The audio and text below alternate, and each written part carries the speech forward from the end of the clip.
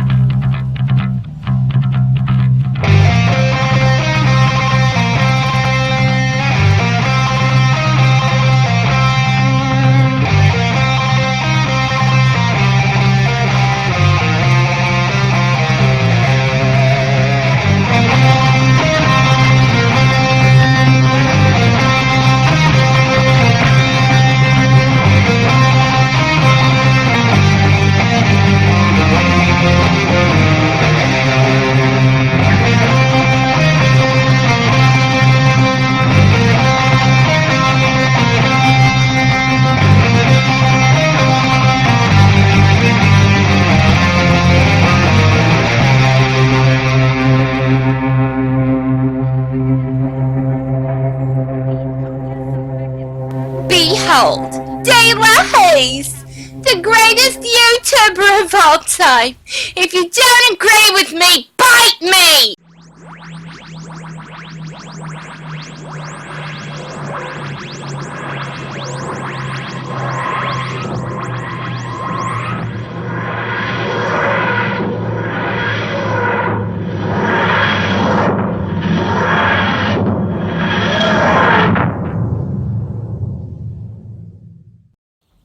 Hello, dear friends of adventure games. The spyware we installed on your computers tells me that many children are sitting at their screens again tonight. That's why I'll refrain from telling you the story that I had actually prepared for you.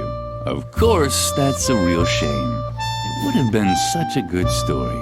Entertaining explosions, a giant robotic opossum, but also with many offensive expressions and an inordinate amount of excessive violence. The story that I'll tell you instead has a slightly different flavor. It's about Lily, the most virtuous child in the entire world. And it begins in the courtyard of a small, sleepy convent school. Not too far from the place where the giant robotic opossum is sucking the brains of innocent bystanders out through their eye sockets. But enough of that. It's a beautiful, sunny day, and Lily is raking the leaves in the yard with a cheery tune on her lips.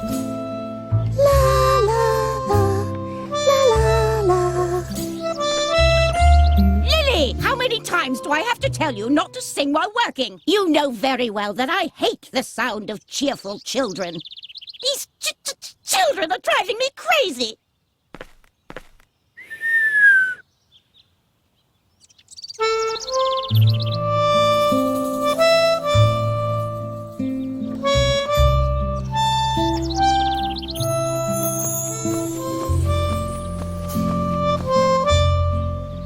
Oh, there you are. Is that Molech making you rake leaves again? Uh-huh.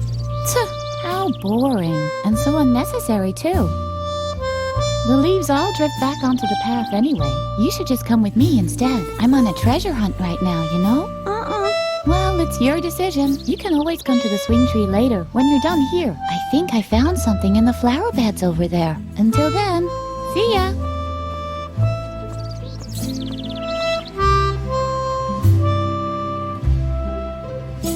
There are frequent reports of accidents caused by the mishandling of computer games. To minimize the risk of a crippling deformity, we recommend that you strictly comply with all of the following safety guidelines. Do you want to play the tutorial?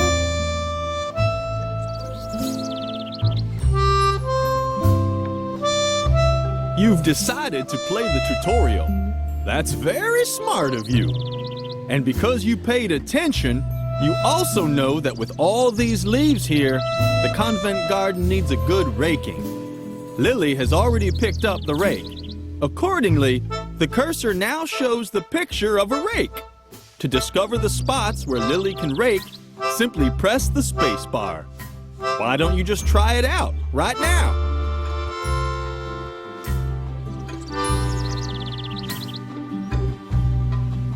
Would you look at that? The red eyes show which items can be used. Apparently, there are 3 piles of leaves that Lily can use with the rake. Just move the cursor over one of the piles until the name of the item appears next to it. You can now make the move with a left mouse click. But be careful, accidents can happen so quickly.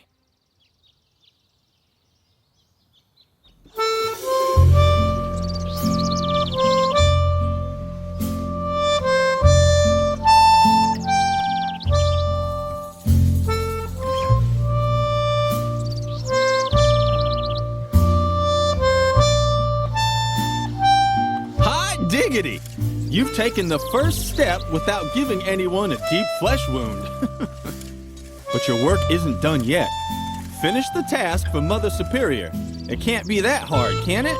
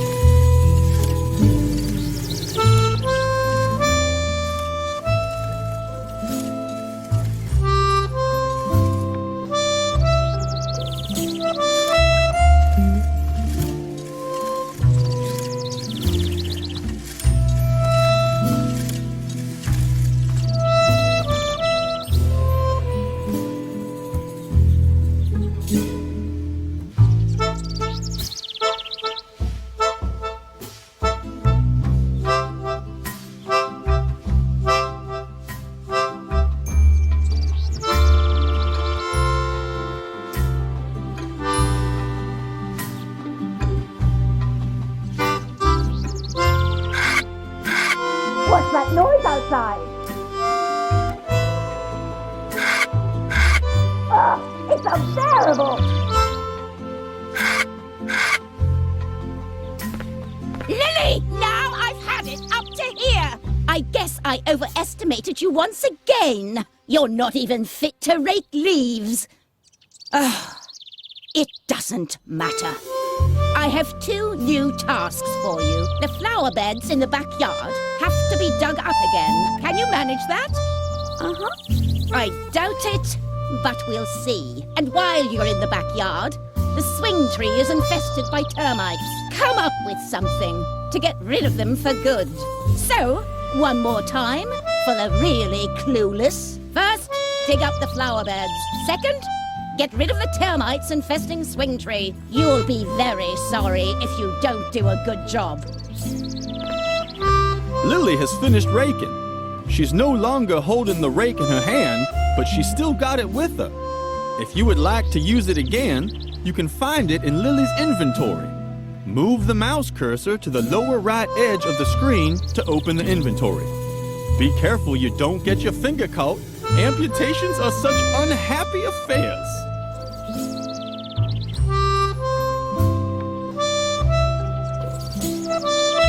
Good.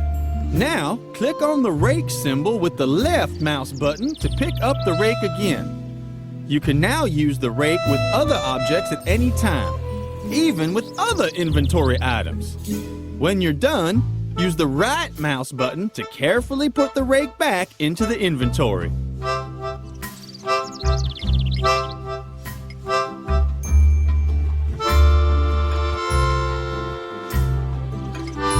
Now that Lily has been relieved of her first task, it's time to get familiar with the basic game mechanics. Press the left mouse button to send Lily wherever you want. Whenever Lily can leave a location, the cursor changes into an arrow. First, follow Edna in the backyard.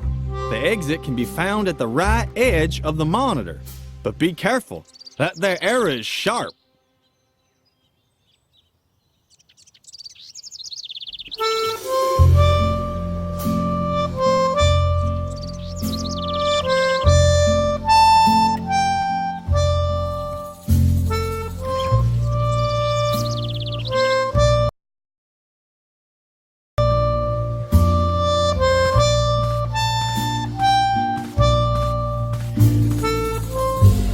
When doing garden work, remember, stay alert.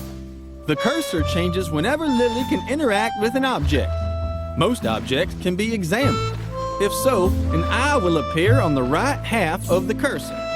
Click with the right mouse button to execute this action. Why don't you try it on the compost barrel?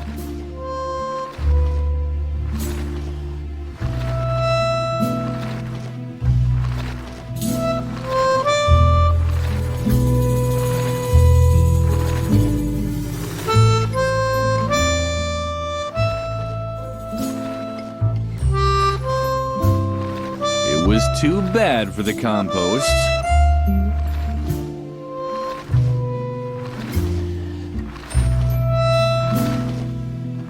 The yard waste was rotting away leisurely in the composting bin. A paradise for maggots and spiders. Lily couldn't stop watching the fascinating activity in there.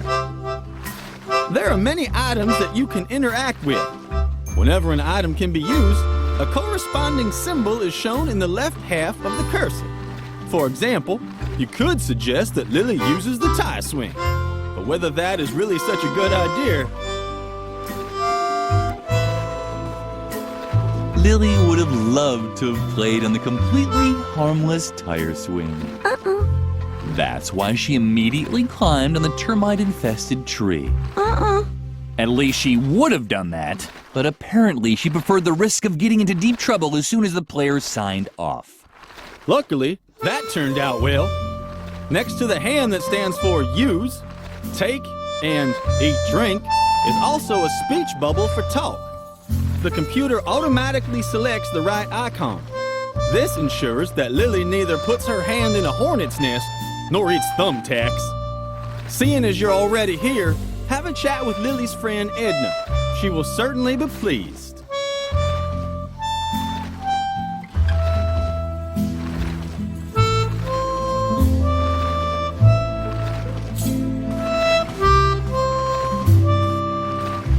Hey, Lily, did you finally get out of doing your stupid raking chore? Uh-huh. Very good. Then you finally got time to go treasure hunting with me? Uh-uh. What? Did you get even more chores to do? Uh-huh. That's so unfair. Then maybe we can still find a way for you to help me. That would be cool. Lily can discuss various topics. These are displayed as symbols at the bottom of the screen. The meaning of each symbol is displayed when you move the mouse over them. Any dialogue can be ended with the red X at any time. First, select the topic, Chores Assigned by Mother Superior. What do you have to do for Mother Superior now? Don't tell me you have to scrape off her warts with a pumice stone again. I'm still finding crumbs in our bunk from last time. Lily can sometimes expand on a topic. In this case, she can talk about her 2 new tasks. But you can also use the arrow to return to the first level of dialogue and choose another topic. Return to the first level and end the dialogue with X to close the tutorial. Or you can talk a while with Edna. I can't teach you anything more anyway. Have fun playing.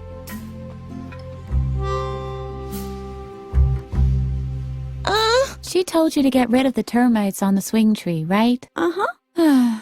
It was just a question of time. Does she even realize how hard it was to collect them all? I even broke into the firefighters museum to get the large red ones. And then all the trouble I went to teaching them tricks. They can already do a polonaise if you lay a trail of jelly. I wanted to teach them the cha-cha next. What the hell? Maybe you can relocate them instead of blasting them out or whatever else it was you had planned. I'd even help you, but I've run out of jelly. Wait, Lily. This is an especially hard spot. Oh, what a drag. This is ruining all my calluses. And it took me so long to nurture them. These flower beds could really use some digging. Uh-huh. Don't tell me that's exactly what Mother Superior ordered you to do. Uh-huh. But that's fabulous. Then you'll be able to help me dig up the treasure after all. You don't even have a choice. You've been kind of told to by the Lord. All we still need is a shovel.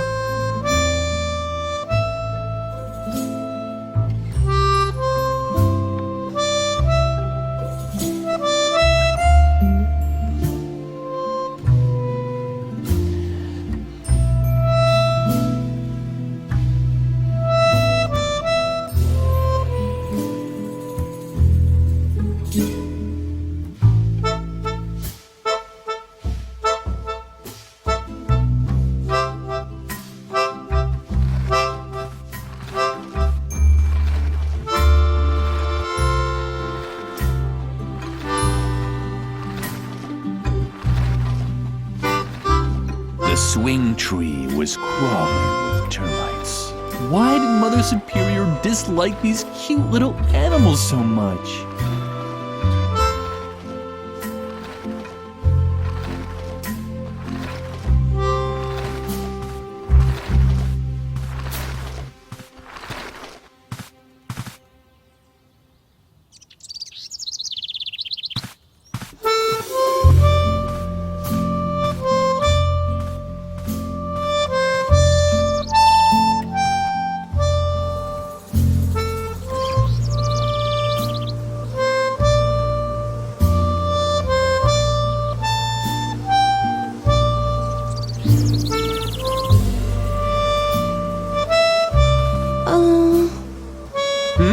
Oh, Lily. I thought somebody was there. Don't bug me. I'm busy. Didn't I tell you to leave me alone? I'm trying to concentrate, okay? Something is down there in the well. I can see something sparkling. Oh man, I hope it's the key to the cellar. That would be so gumbo. Really, Lily, stop talking so much. Unless, of course, you have an idea how I can get the cellar key. Just think of all the things I could do with it. I hear that awesome stuff is stored down there. Not just junk like shovels and brushes and all that. I'm talking about real treasures.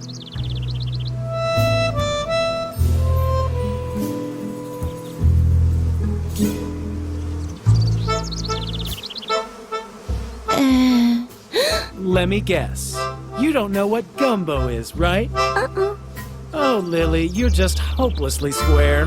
Guys as cool as me say that's totally gumbo. Or that gumbos. But you're just lame, totally ungumbo.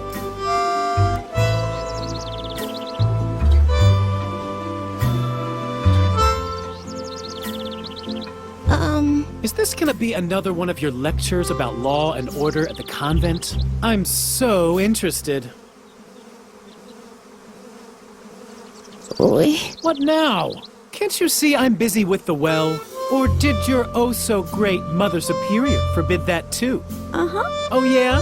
That just proves how absurd adults' rules are.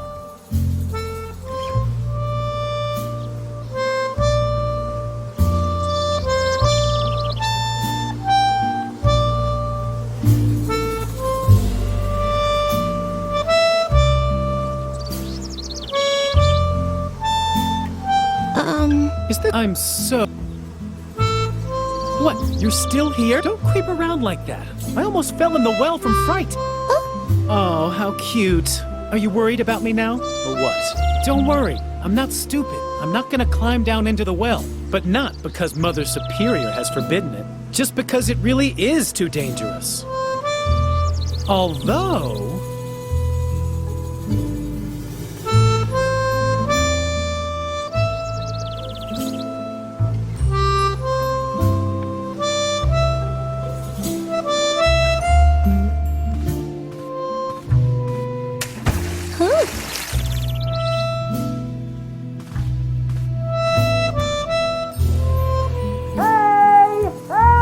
When Lily returned to the well, Freeman was gone.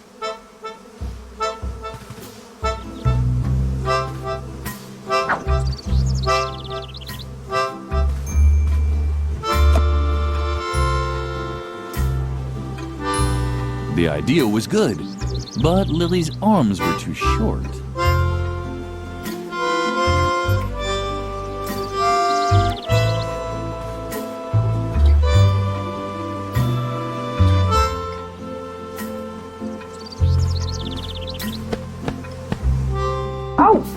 What's going on? Lily, no! Go away! Go away! I'm allergic! Oh no. Clumsy Lily had actually dropped the bee's nest into the well. The bees didn't like it too much either. Their buzzing sounded different than usual.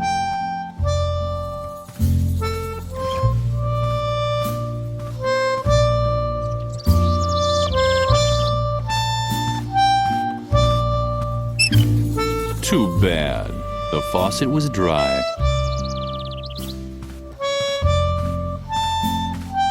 Lily was excited. Where could the hose lead to?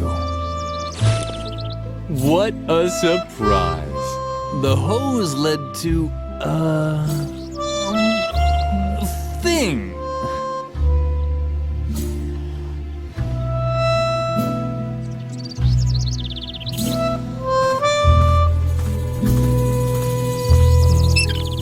Too bad.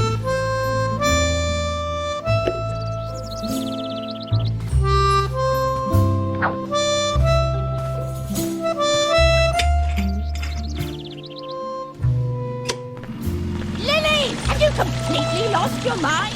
Turn that off immediately. But did I not tell you exactly what you should be doing? I just can't believe you keep finding new ways to disappoint me. Lily didn't understand what she had done wrong.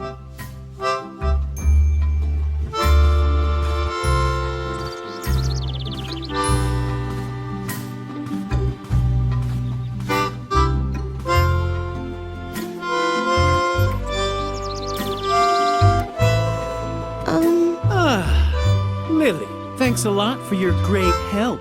You really did a fantastic job. If I can ever help you... Oh, you want the cellar key, but of course not. What in the world are you thinking? You're the one who got me to go into the well. It's your fault that I fell in. But instead of helping me get out, you throw a beehive on my head and nearly drown me. Look at me. I'm wet, covered in bee stings, and smeared from head to toe with honey. I know everyone thinks you're sweet and harmless, but you're actually a walking disaster. You can definitely forget about the key. You keep away from me.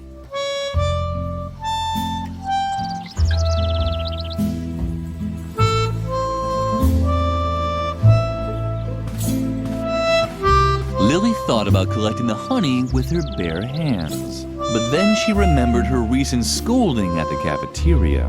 She needed a better plan.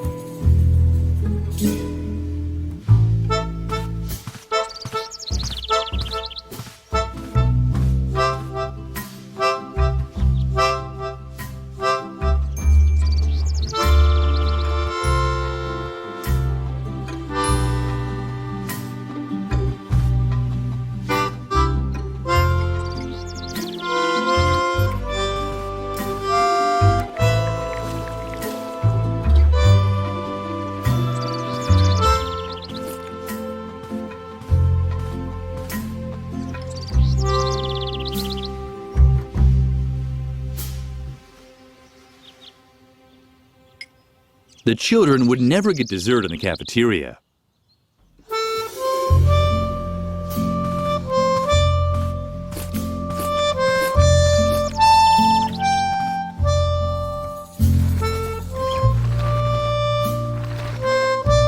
The swing tree was crawling with termites.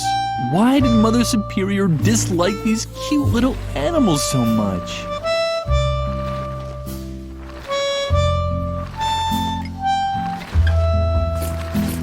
The compost bin was the ideal place to move the termites to. Lily started right away.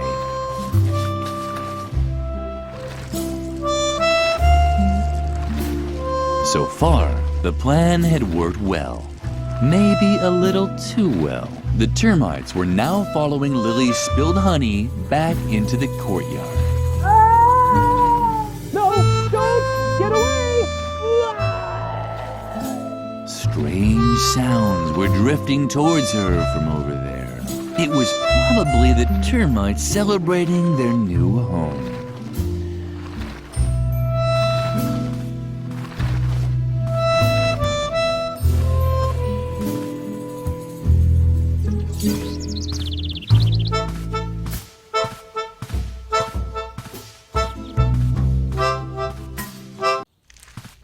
Freeman had now left for good, but at least the termites had found a new home on the bench. And as if that weren't reason enough to be happy, they had been joined by one of those funny gnomes that Lily sometimes saw around.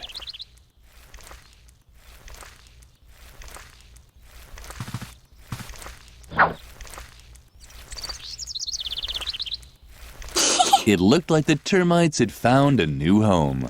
And one of the gnomes that Lily saw now and then was in the process of painting it in various colors. Too bad that Freeman was no longer here. He would probably have liked it too.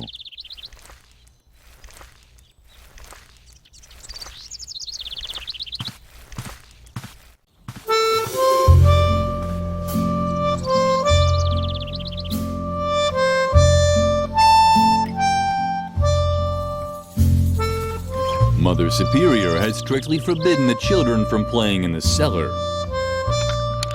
On the other hand, Lily had a task to finish.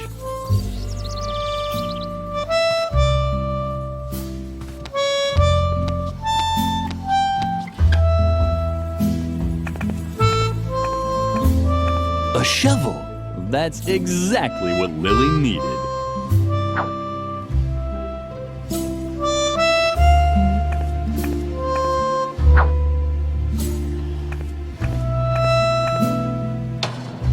The stove was black and empty, just like the mirror that always appeared in Lily's dreams.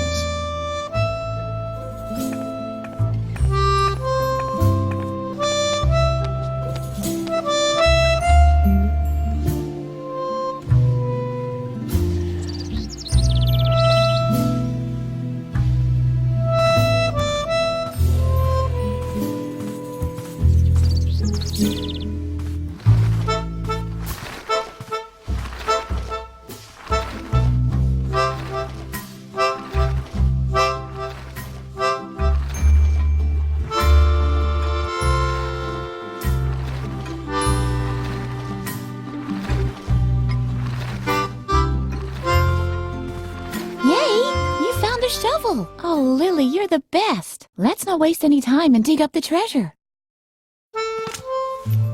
And Edna and Lily began digging out what they thought was a treasure chest. That's quite a treasure chest. It looks like it might have belonged to some space pirates once. So what? They were space pirates from World War II. Who cares? What's more important is that they left us their treasure. Come on, let's open it. I'm so excited.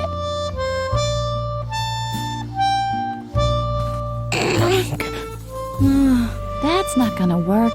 Once again, more proof that the bad reputation raw violence has is completely undeserved. Here, we certainly won't get far without it.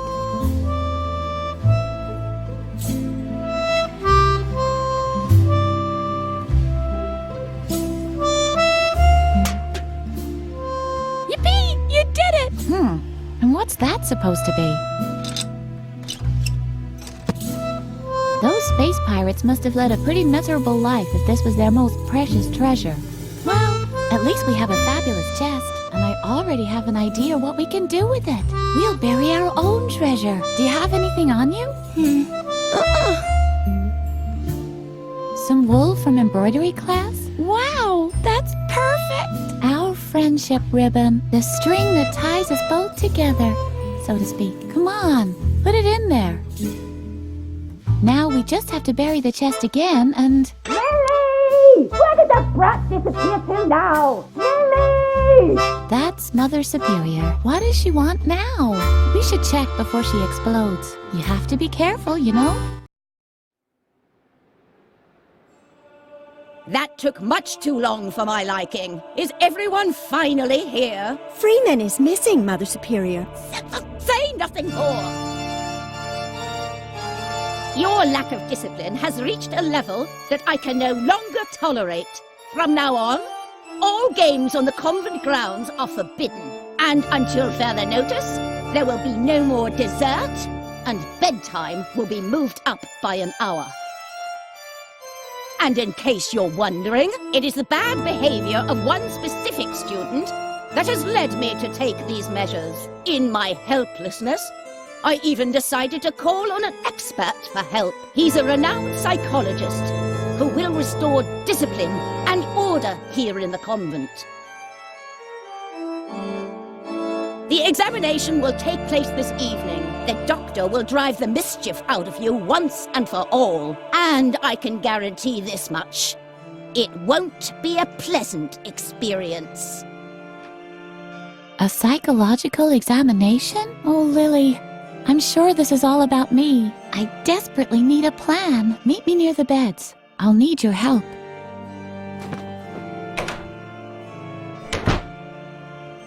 You have the rest of the day off to think about what you've done wrong. I'd better not hear that you've used the time to create more mischief. And, Lily, I'm expecting you in my office, now.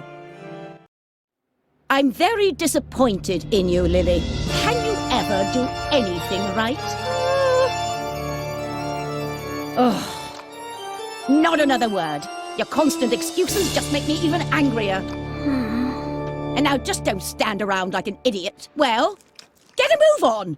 Feed the cat. Can't you see how emaciated Lumpy has gotten again? Oh, stupid child!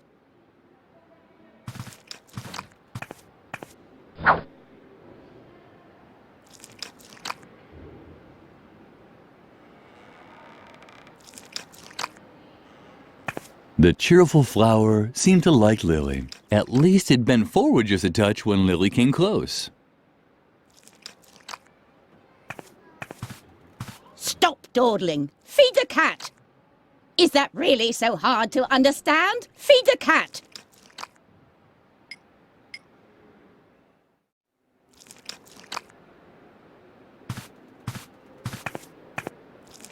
Stop! What on earth are you doing? Bad, Lily. Very, very bad. You should really know that Lumpy doesn't eat regular cat food. But you've disappointed me for the last time. Here's the recipe for the right cat food. Bring it to Doris, the lunch lady. It contains exact instructions for preparing Lumpy's food. Doris can also find my lunch order for today on there too. Do you understand? Uh-huh. And now, get out. I have to prepare for Dr. Marcel's arrival. I'm hoping that his new method of correcting character flaws will save me this kind of trouble in the future.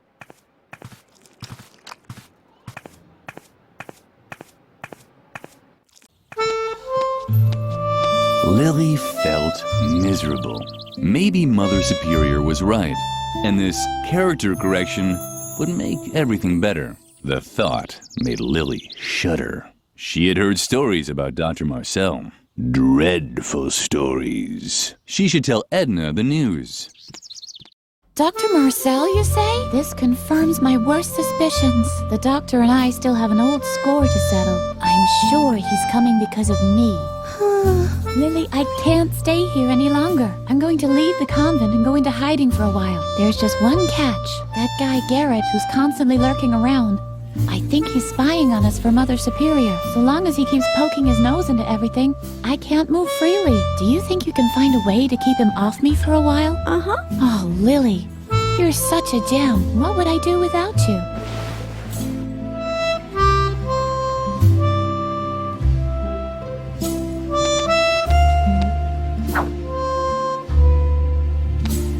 Lily didn't have any talent. Mother Superior only allowed her to embroider crosses and lines. But Lily could barely manage even those and often received a scolding. Lily didn't have Mother Superior, but Lily...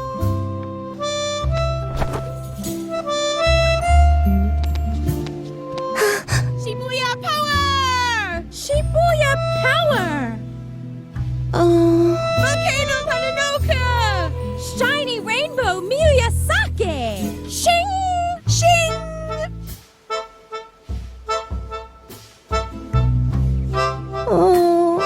Why are you gawking at my hairdo? Don't tell me you've got your eye on my original Maruju Naoki hairpin. Can you believe it, Shy? Don't believe. Just know. The warriors of light see with the power of love. Just who does she think she is? Hiroyoshi Super Frog's arch enemy Soki Nuroshi Mayayoki Hagatsu? Down with the dark forces. trust in the elf magic of the glitter dust. Exactly. Everyone knows that a real Shibuya girl will only part with her hairpin if it's a real emergency, and only if facing death. Muroshi Sparkle! Mystical spirit of the wolf! Mystical spirit of the wolf! Kamanukri! Shing! And anyway, what even makes you think we'll let you have any of our personal things? You haven't launched any radical paramilitary campaigns or done anything to help destroy the state. We can't let the dark forces win! Plus, you've never helped us destroy the school. Does being warriors of the light really mean we have to destroy the school? It seems a little too hardcore to me. But Riot Girl does it too! On page 31 in volume 453, she puts one of Nagayuzu's detonators in the teacher's lounge when the dark forces kidnap Musushi Rainbow. Shibuya is cool! Miyabushi Sparkle!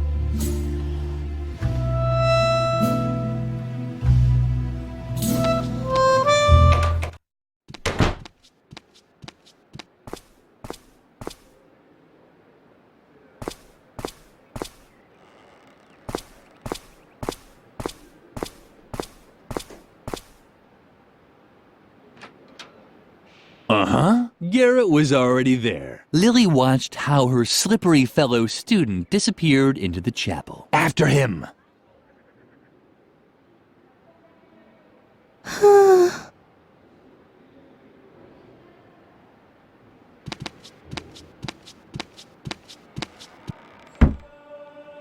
Who do we have here then? Creepy Lily. How did it go with Mother Superior? Leave her alone, Shawnee. Only if she admits that all this trouble is her fault. We're not getting any dessert? That's right, Memphis. And we can't play outside anymore either. Is it asking too much to want to know why? Stop picking on her. You don't really think that Lily, of all people, has done something wrong, do you? She's just not cool enough for that. Exactly. She's such a good girl. She rakes, she cleans, she cooks. It's disgusting and dangerous because somehow it always ends in a disaster. Isn't that right, Lily? Ever since you came to the convent, it's been one strange accident after another. I hardly dare get out of bed anymore. But none of this is your fault, is it? After all, you only do what you're told. I'm sure you're even running an errand for Mother Superior right now. Let's see what you've got there. Shawnee! Aha! I knew it! A recipe from Mother Superior. Well, I think I'll hold on to it for now. Let's see how Mother Superior likes having to wait for her food. And this time, our sweet Lily can face the music all by herself. Let's go, guys. We're off. You're impossible.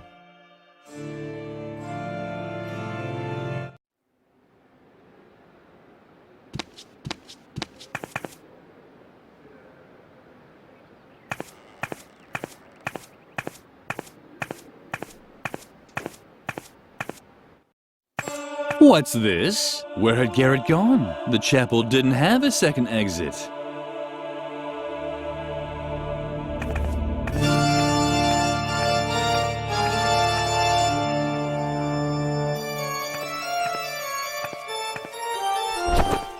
Lily spent a lot of time in the confession booth. Only she knew what she mumbled during those long hours. At least ever since the father who took her confessions had died of a heart attack.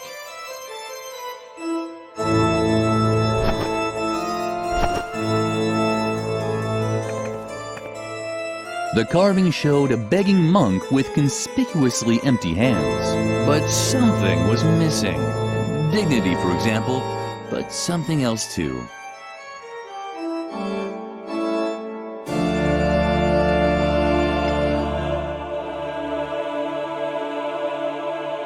The cross looked very unstable. Lily thought it would make much more sense to simply place it upside down.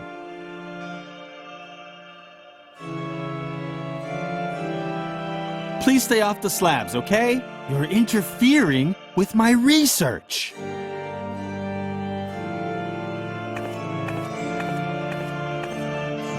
Wait. No, nothing. I thought I detected a resonance echo in the floor. And where there's a resonance echo in a floor, the hollow space can't be far. A crypt. Or a hidden pool salon for Templars with outrageously hip hairstyles. What? Your question is completely justified. What would Templars be doing in a pool salon?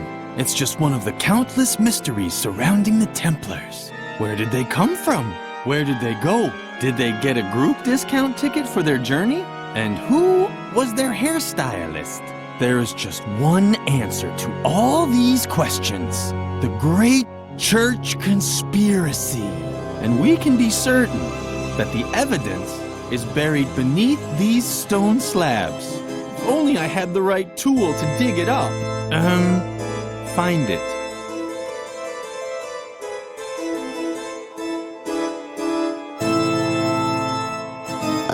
Shh, for a second. Oh, great. If there's just been a landslide in the Templar's subterranean crypt, then now I've missed it. How the hell are you supposed to uncover church conspiracies if you keep getting interrupted? Just the constant stream of people going to confession is getting on my nerves. But compared to you, they're as quiet as church mice. I have no idea who they are. They creep into the confession booth and only come out when it gets too noisy for them. All that will be over with as soon as I have the right tool for my excavation anyway.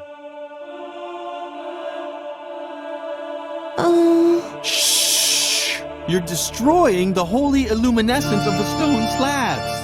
And if they lose their illuminescence, they certainly won't be in the mood to reveal their secret anymore. And there's no doubt that they have a secret. I know Templar symbols when I see them. Where there are Templars, a secret crypt with details on church conspiracies can't be far. If only I had the right tool to drill them out. Then, all I'd need to know is which slab to drill under to get my hands on the church conspiracy. If it's one that has a neck, because there are those with a neck and those without. Lily was impressed. Everything Frank said made sense. Shh, for a second. Oh, great. If there's just been a landslide in the Templar's subterranean crypt, then now I've missed it. How the hell are you supposed to uncover church conspiracies if you keep getting interrupted? Just the constant stream of people going to confession is getting on my nerves. But compared to you, they're as quiet as church mice. I have no idea who they are. They creep into the confession booth and only come out when it gets too noisy for them. All that will be over with as soon as I have the right tool for my excavation anyway.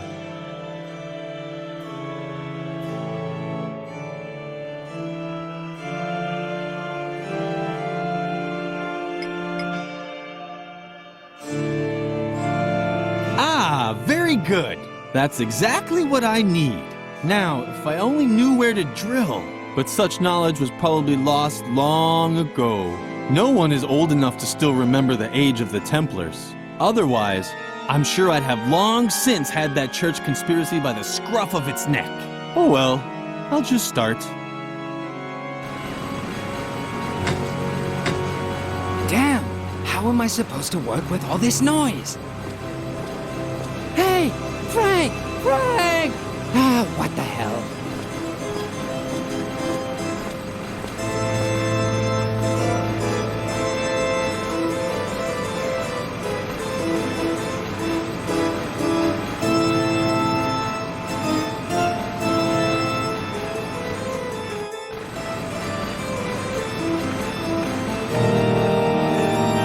Surveillance room. That was the hard evidence that Garrett was spying for Mother Superior.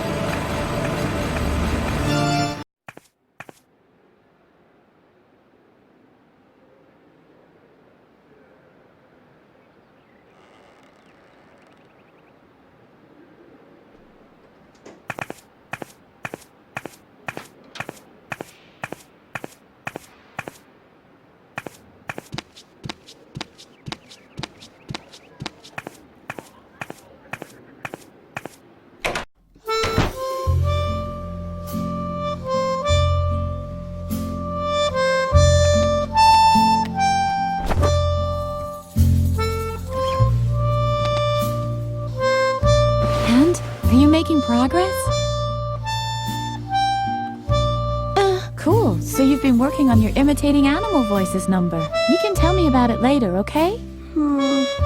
First, we have to get rid of Garrett. I'm sure he's spying for Mother Superior.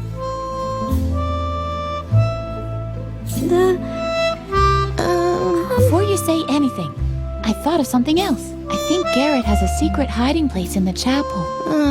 Yeah, a kind of listening station in the confession booth.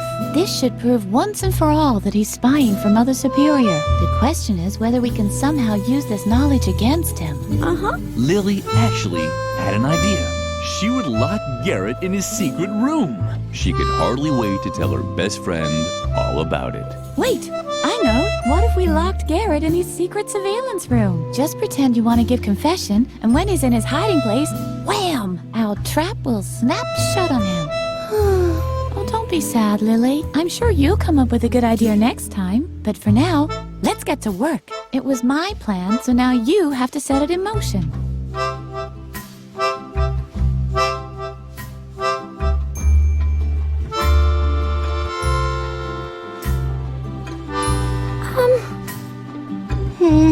Wait a minute.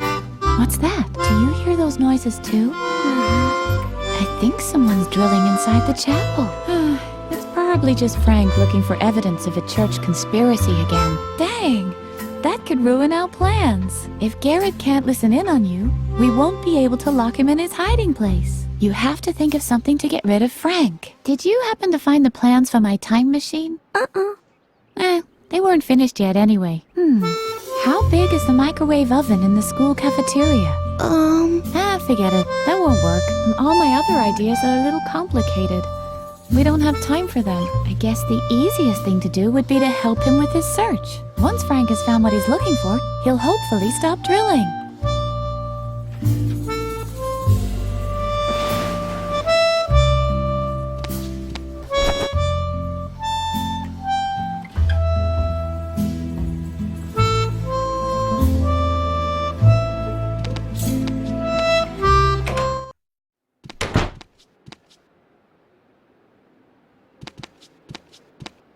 It was hopeless. Edna's balloon was hanging out of reach.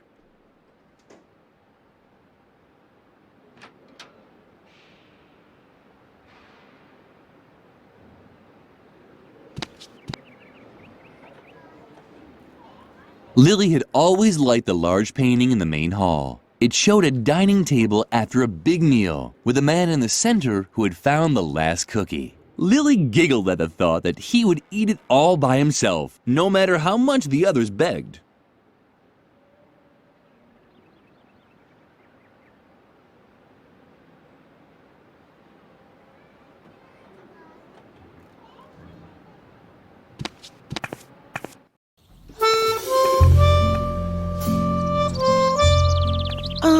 Lily, nice to see you. I hope Shawnee didn't upset you too much. He's an idiot. I think you're great, just as you are.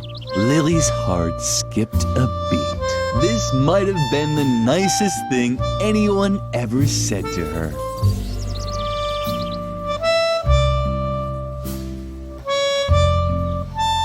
The school clock was out of reach. The gargoyle had lost its balance long ago. Only a thin rope was stopping it from falling. Why didn't it just give up? The gargoyle seemed to worry about its companion, but it also didn't lift a finger to stop it from falling. Typical.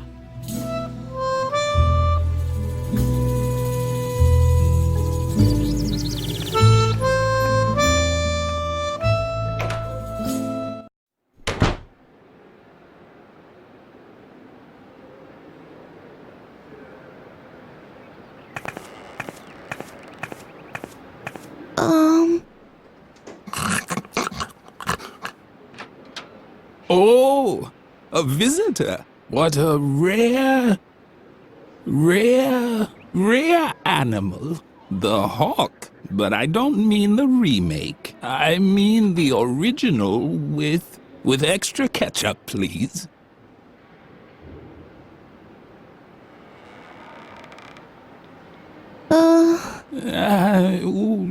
How rude of me. I forgot to tell you, To tell you how it used to be, when the pyramids were built, I was the chief flogger on the north side. Yes, in my life I've unified. Unified Tibet, I said. Back then I served as a carpet beater under 3 different Dalai Lamas. For one of them, I was even there as a rebirth assistant in the maternity ward. It was very different from the year I was an interior decorator for the Mayas. Build a mythical sliding puzzle here, hide a few artifacts in dark alcoves over there. Oh yes, I was building secret crypts when you were still in the indie band Inquisition Overload. But it flopped, unfortunately. The time wasn't right for that kind of music. Plus, our drummer had the plague.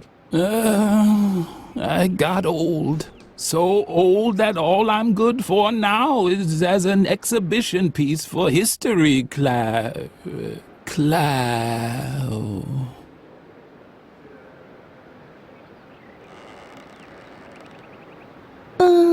I'll get telling stories. Stories takes a lot of skill. That's why I worked for a while as an exhibition piece for history class in a convent school. I just had to tell stories about my adventures once a week. For example, how I used to excavate secret crypts with the Templars below the school chapel. Or about my time as a lighting assistant for the moon landing. No fear. I haven't forgotten your earlier question. On the contrary, I'm known for remembering everything all the time. This is thanks to a little trick I learned from an old Chinese mason long ago. All I need is a memory aid, like objects that remind me of the 3 E's. The first E stands for emotion.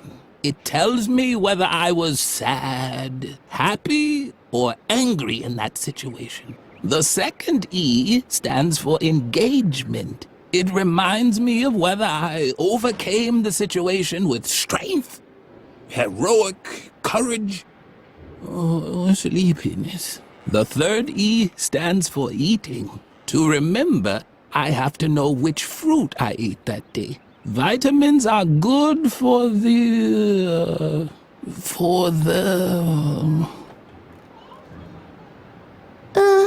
What's the matter, sweetheart? Did you forget your question? Here's a small tip. Just try to remember the 3 E's. The first E stands for emotion. It tells me whether I was sad, happy, or angry in that situation. The second E stands for engagement. It reminds me of whether I overcame the situation with strength, heroic courage, or sleepiness. The third E stands for eating. To remember, I have to know which fruit I ate that day.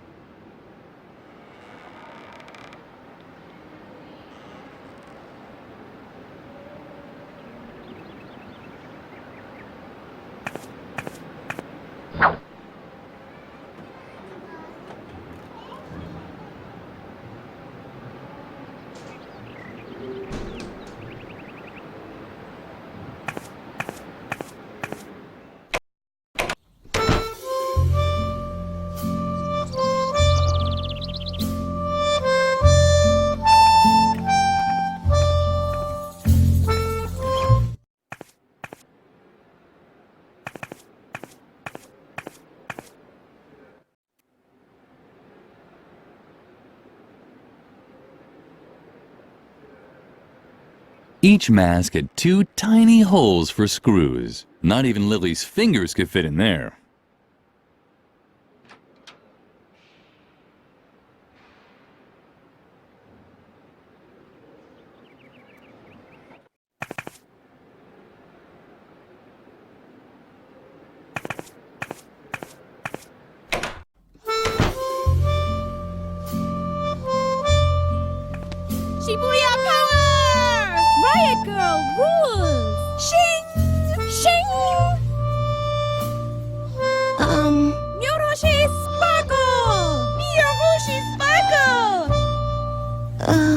She doesn't look any happier than before. By the spring of Gugu Oshima, Riot Girl rules! Shing! Shing! Still no effect. I bet it's the fault of those school bullies. We hate them! Exactly. They are just as bad as the authorities. Or the dark forces. Or the financial system. Down with the dark forces! Let them all perish in an endless inferno. Just look at her face. Typical. We're probably too extreme for her, and we are. Just like Riot Girl. Riot Girl rules! Shing! Shing! Don't you dare tell me you've never seen a Riot Girl anime or read a Riot Girl manga. Right. Ugh. That's what I thought. Because the Riot Girl is totally shiny.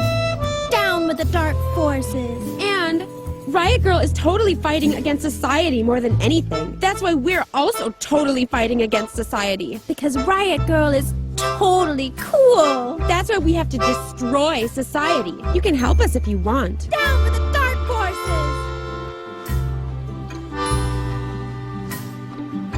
I already told you, you're not getting my hairpin. Only a true warrior of the light is worthy of it. Powers of the light, call upon the moon spirits. And until you start helping us fight the dark forces with a cool paramilitary campaign, don't even think of asking for our help.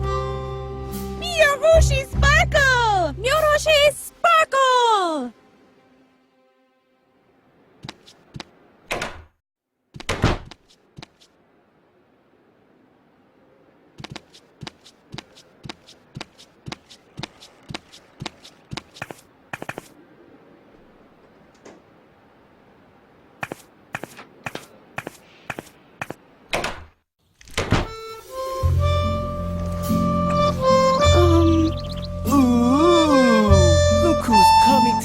Recipe back. If it isn't our little goody two-shoes Lily, you better split before I tie your shoelaces together. Or worse.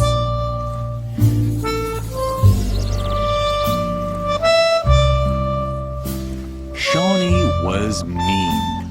First he had stolen Lily's recipe, and now he was setting cobwebs at the well on fire. Still, Lily didn't think he deserved having spiders lay eggs in his eye sockets at night. Good children didn't have such thoughts.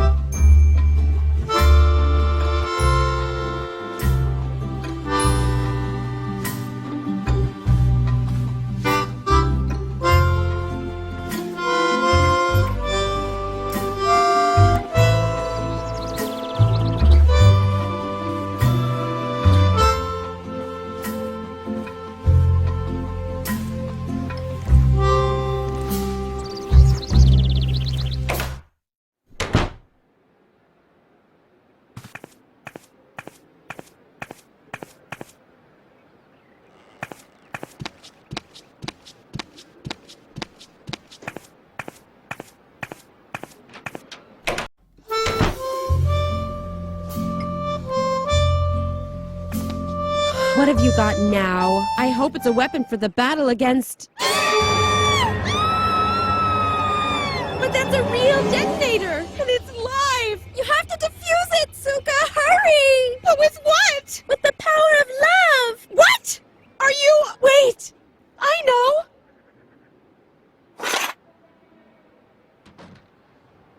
Phew, that was close. We'll snitch to Mother Superior. Exactly.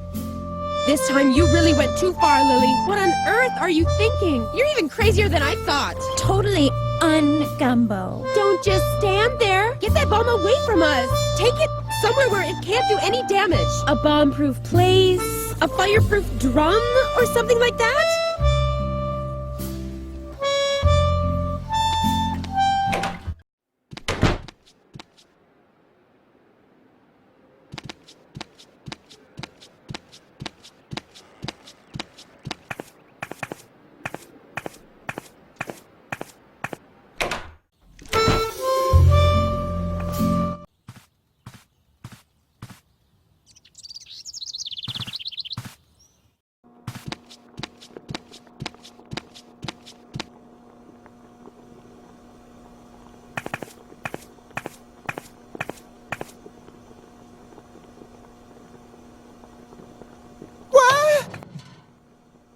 Memphis was trembling all over. No wonder. The stove had gone out.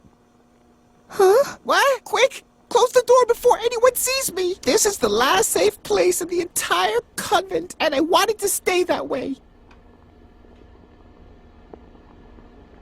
Don't even try talking me out of it. I'm staying here. It's much too dangerous out there. Lily had no idea what Memphis was talking about, but he'd always been jumpy. But, psst, someone might hear you, and then they'll take away my hiding place. And if they take away my hiding place, then I'll definitely be next. The stove is the safest place in the entire convent. You know, it has a crop steel casing, titanium reinforced interior walls, and is lead coated inside. I'd even survive a bomb attack in here.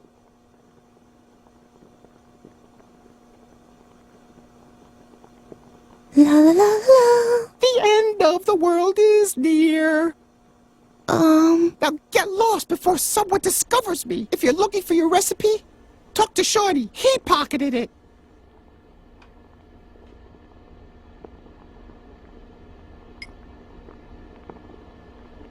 It was the perfect place to get rid of the detonator. What's that? Well, what do you have there? Lily could finally use the hairpin.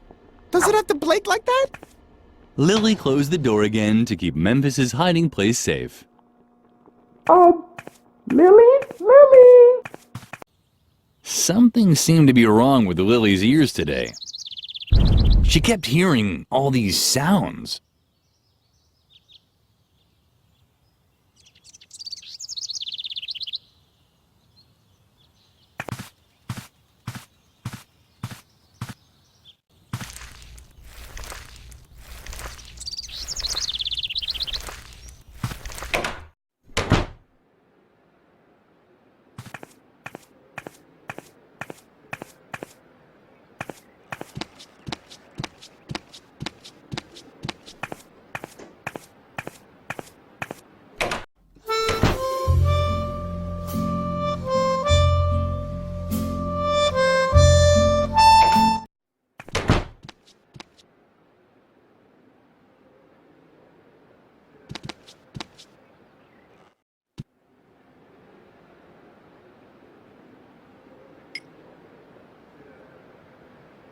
Perfect. The hairpin fit exactly into the holes.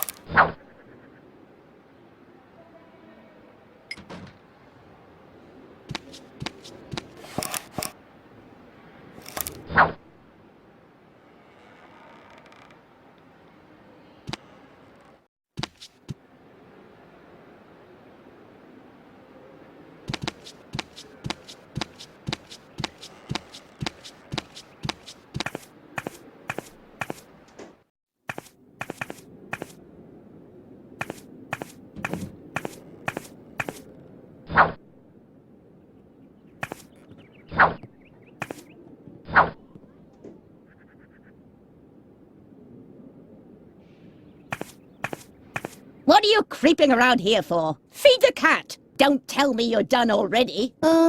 No. That's what I thought. I am slowly losing the will to keep constantly having to remind you children of what good values are. Take a look at the embroideries on the wall. They depict all of the important virtues. superiority, strength, and self-control. I'm quite aware that self-control is missing. Do you think I'm blind? Now leave. I have to drink a calming tea. If you pass the classroom, remind Birgit to hurry up with her embroidering. If the self-control motif isn't finished today, I will really blow my top.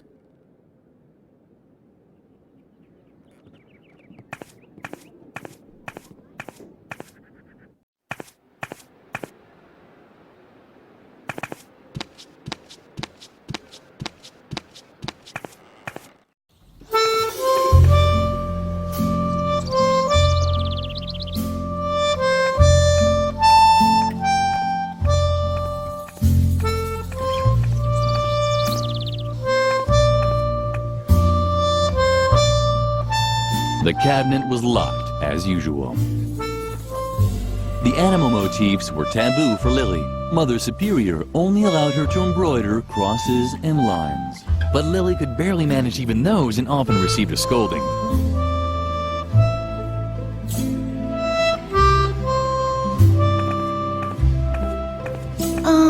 Don't even bother trying to distract me, Lily. Unlike you, I actually have a sense of duty.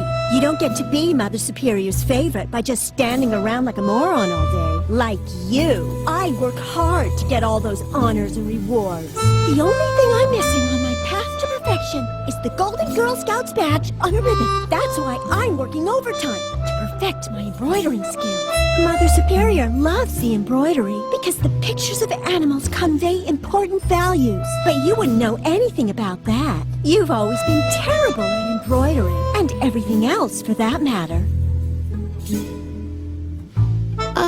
Why don't you get to the point already? You seem to be lacking a few important lessons in values and standards. Haven't you learned anything at all? From my multi-award-winning embroidery, each animal has an assigned character trait. Bears represent strength, and deer stand for heroic valor. There are negative role models too, of course. The porcupine, for example, is especially slow and sleepy. That's why you'll never find one on one of my banners. But maybe it's in your family's coat of arms.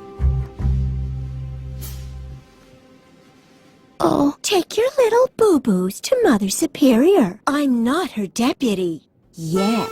But maybe that'll change once I've collected all my awards. I'm already her favorite. Be quiet now. I just had a great idea for what I could put on the missing cafeteria banner. Damn, it's gone. Thanks a lot. Great job, Lily. If you want help, ask Mother Superior about a suitable animal role model. I'm already done with all my patterns. And remember, at this time of day, Mother Superior is always in the cafeteria, drinking a soothing tea. So don't wander into her office. We're not supposed to go in there alone. And hurry up. My grades depend on it.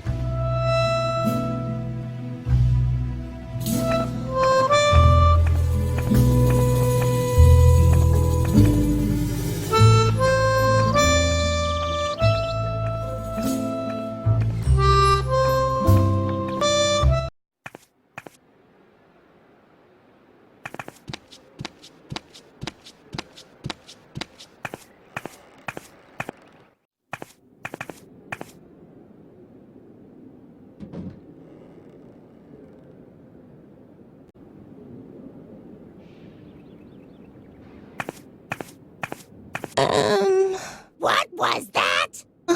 You impertinent little slug! I can't stand it when people gossip about me behind my back! The youth of today is becoming ever more insolent! No wonder, with all the violence and foul language in the media! If I could, I'd twist your heads off one by one! Where are my canning jars? I need something to calm my fingers! Otherwise something terrible might happen here!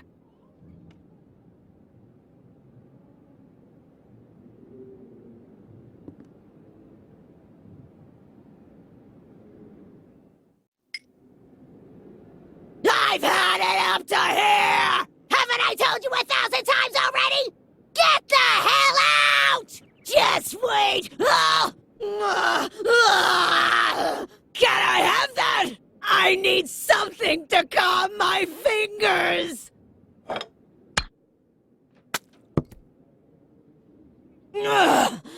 Thanks! That was close! Now take your stuff and get out! Now!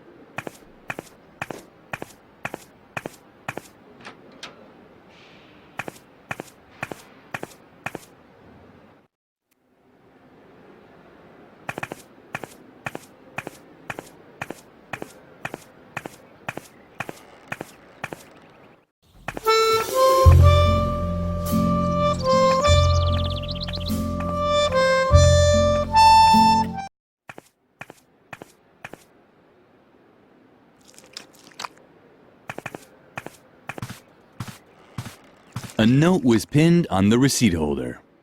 Dear, crossed out, Ms. Zimmelbach, I have to say I'm very surprised by the way you fulfilled my request to send me a pet for my students' classroom. I had a real animal in mind, one that conveyed important values, like a puma or a boa constrictor. But the guinea pig you sent is useless to me. I've pickled it in alcohol to save it for the dissection class in biology. Send me a proper animal immediately, or you will not have heard the last of me. Regardless, Mother Superior Ignatz.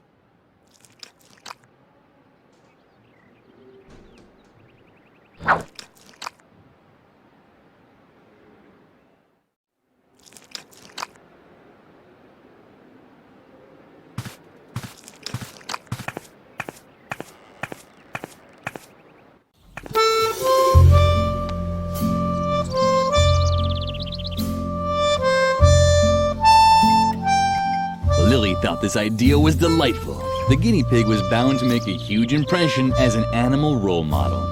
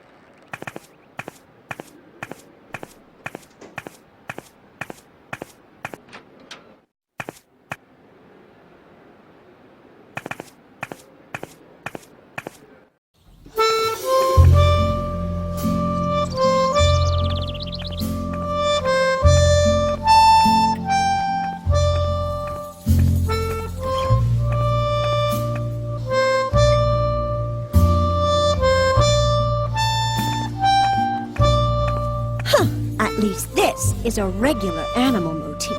But do you think it also conveys really important values? Of course it did. Guinea pigs were cute and small, but always cheerful. Lily always tried to follow their example. Well, if you say so. Come back in a few minutes. If you don't bother me, I won't take long.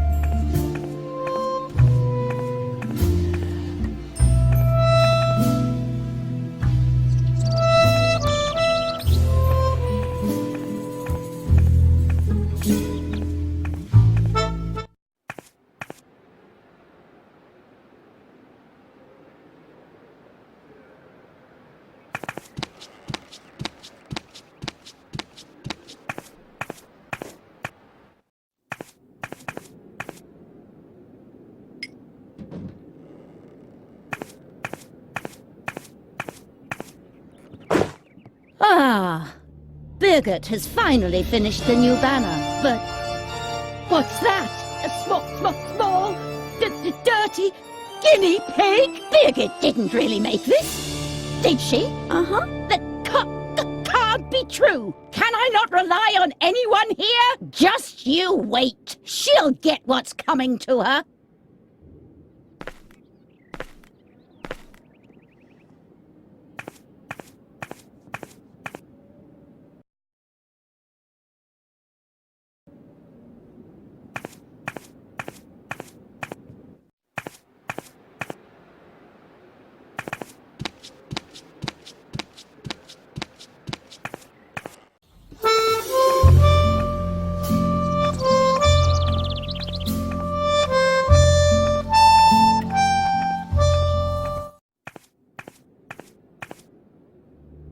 I can't even tell you how disappointed I am in you, Birgit. This is the worst job I've seen in my entire career. But don't talk back. You are bad. I will probably have to strip you of all your awards, prizes, and Girl Scout badges. You no longer deserve any of them. But I only did what? Hogwash! Do you really wish to contradict me? I can't believe how low you've sunk, Birgit. A guinea pig? It's unbelievable! Your work is an insult to the entire convent. Get rid of it. I'm sorry. I didn't mean to. Your whining won't make up for your failures. Just in case you decide not to waste my time with your ineptitude anymore. Here is a motif that's worth immortalizing on a banner. The puma. Strong, precise, dignified. A symbol of self-control.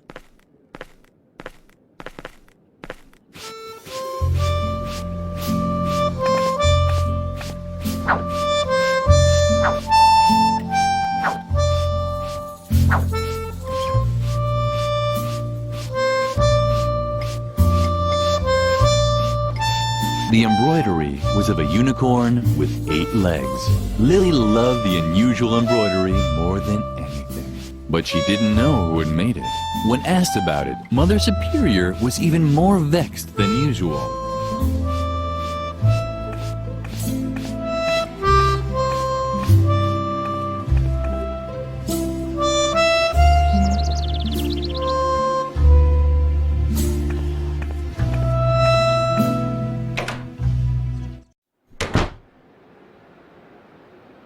Another treasure chest. Today was probably the happiest day in Lily's life. Right after the day she didn't have to eat rhubarb because one of her teeth had cracked.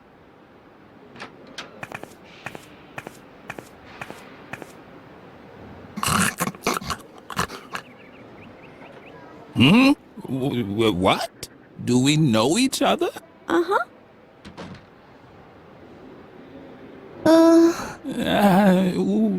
How rude of me. I forgot to tell you, how it used to be. When the pyramids were built, I was the chief flogger on the north side. Yes, in my life I've unified.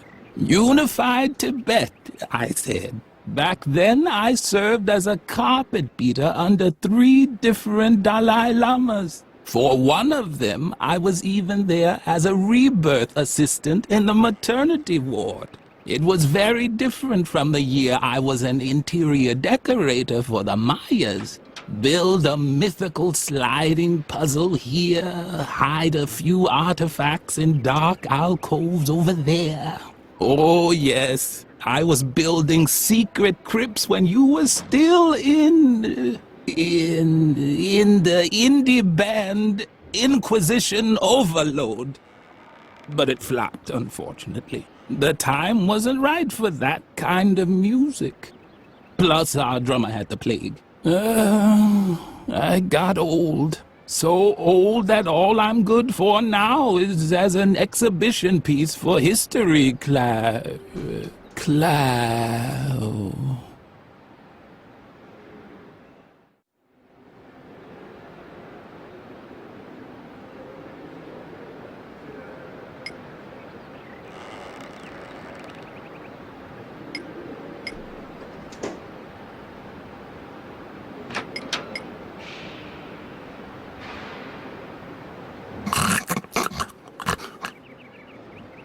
Oh, this mask makes me sad. It reminds me of a day when I was sad. But there were a lot of those, even if not recently. I need a little more help to remember the details. Just put those things on the shelf over there. That's where I built a memory aid. And ask me again once the memory aid is set up.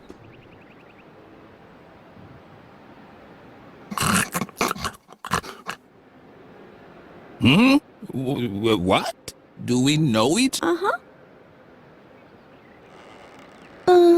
I'll get to that in a moment. First, I wanted to tell you, telling stories takes a lot of skill. That's why I worked for a while as an exhibition piece for history class in a convent school.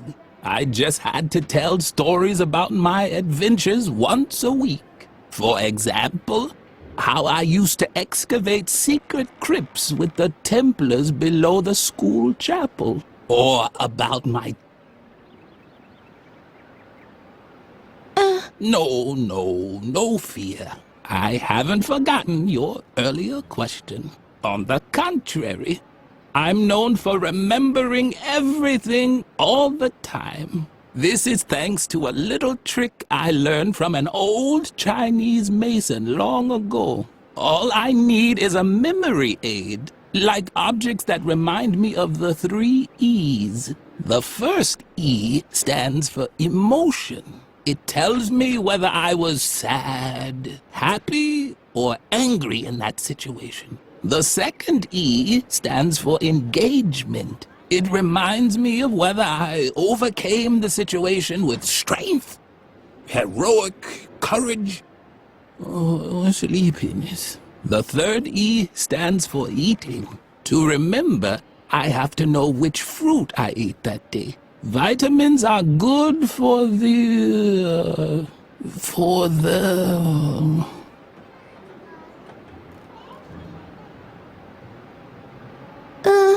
Did I tell you about my memory aid yet? I don't think so. Or more... What's the matter, sweetheart? Did you forget your question? Here's a small tip. Just try to remember the 3 E's. The first E stands for emotion. It tells me whether I was sad, happy, or angry in that situation. The second E stands for engagement. It reminds me of whether I overcame the situation with strength, heroic courage, or sleepiness. The third E stands for eating. To remember, I have to know which fruit I ate that day.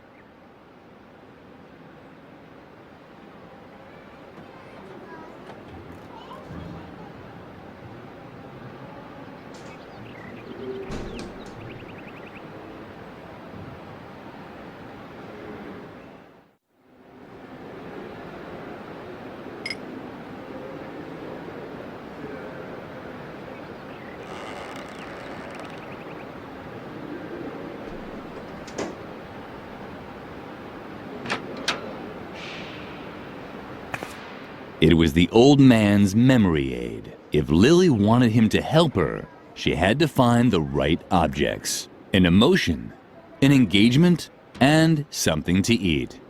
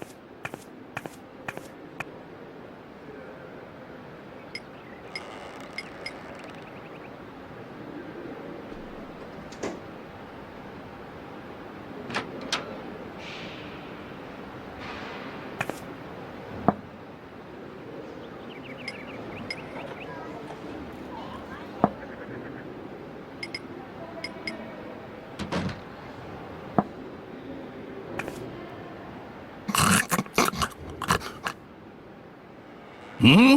What? Do we know each other? Uh-huh.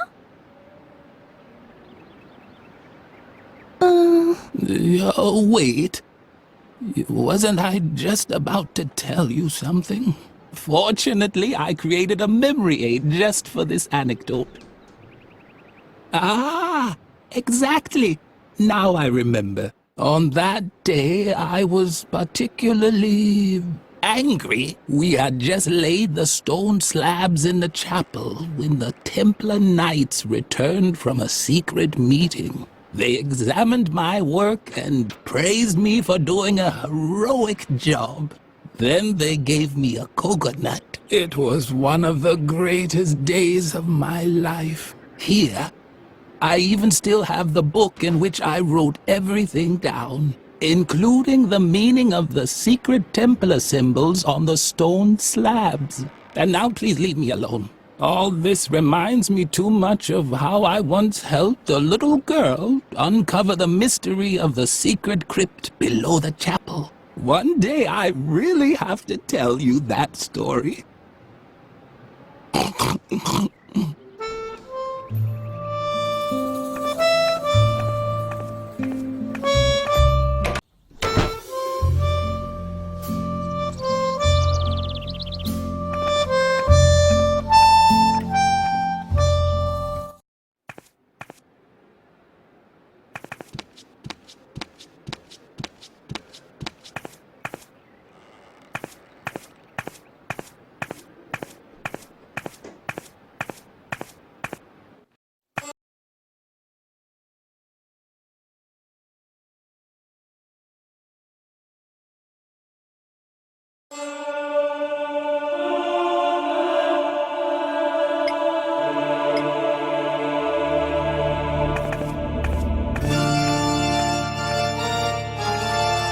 What's the matter now?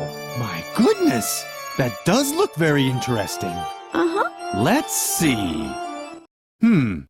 At least those are the same symbols as on the stone slabs, but the pattern is full of gaps. I'm a pro when it comes to riddles. That's why all I need is a single glance to be able to declare without a doubt that, yes, this is a riddle. But the solutions page seems to be missing. This book is useless to me like that. Unless, of course, you have the solution.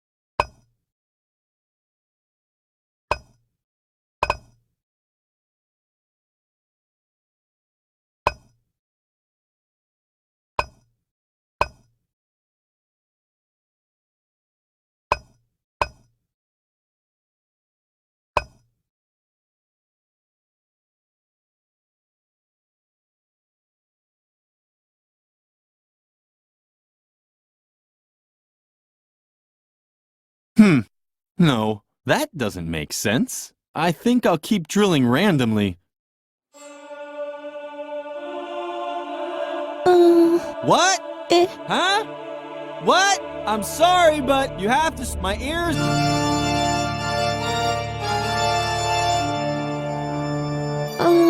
Shh! You're And if they... And there's no... I know where there are... Only I... But such no otherwise... If it's because...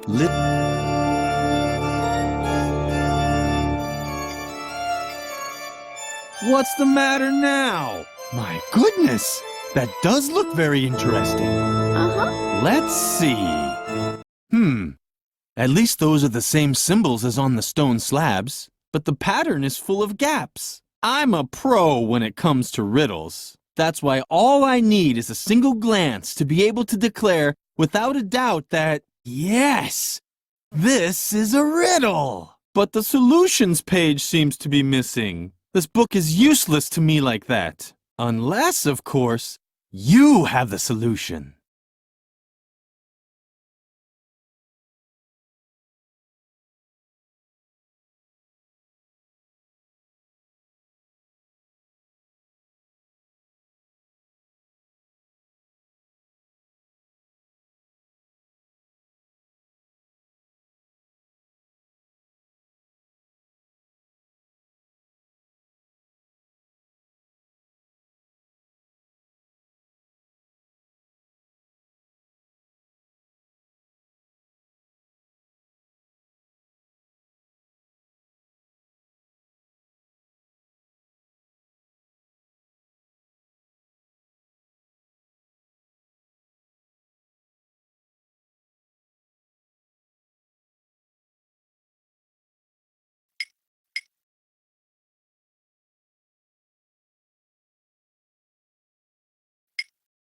First, complete the symbols on the empty floor slabs, while keeping in mind the first clue on the right.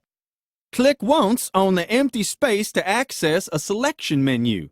Then decide on the right symbol. When the pattern is complete, you can place the 3 clue tiles to discover the location of the secret crypt.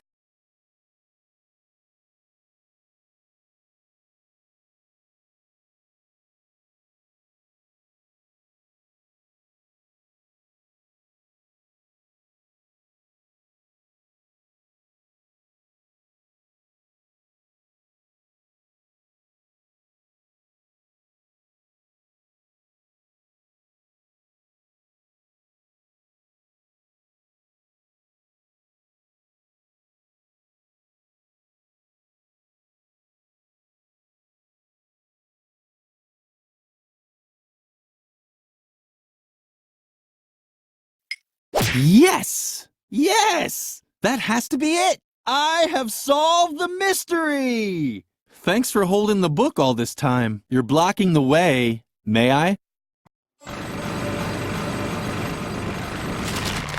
As soon as Frank stopped drilling, Lily was finally able to draw Garrett out of his shell. Lily crouched inside the confession booth and waited. All was quiet in the chapel, except for Frank, who could barely contain his excitement. Wow! If these bones aren't evidence of a church conspiracy, I'll eat Tom Hanks's double chin. And what's that? Hey, this just keeps going. Let me just drill through this stone slab and... But that's a sword! A real Templar sword! It's incredible! Man, it sure is wedged in tightly. I hope that isn't a load-bearing strut beam. The impact echoed through the entire church. Lily was tempted to look, but then she heard approaching steps.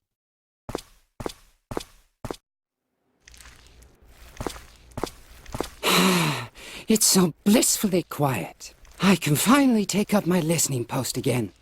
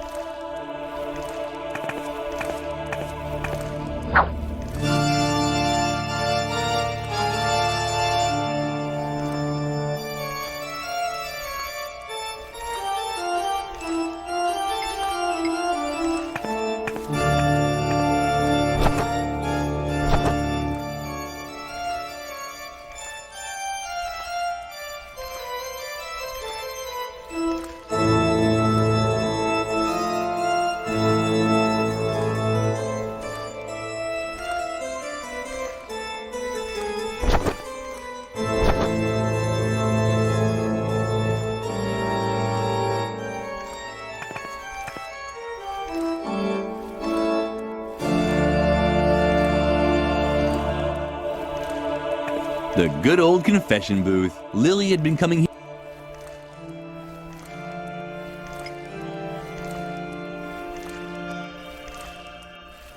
I'd like to be able to say that Lily had a plan, that she was thinking about locking Garrett into the confession booth by welding a bar in front of the secret door.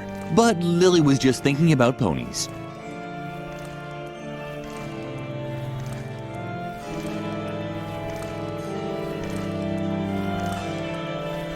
The good old confession. Lily had... The door was firmly locked.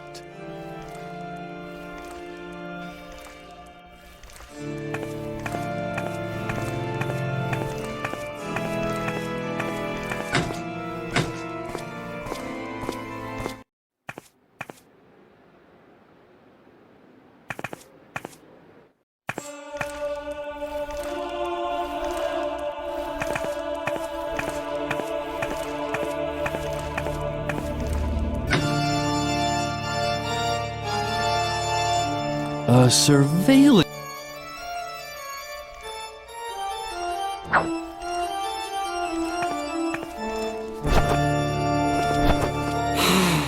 It's so blissfully... I can finally take up my listening post again.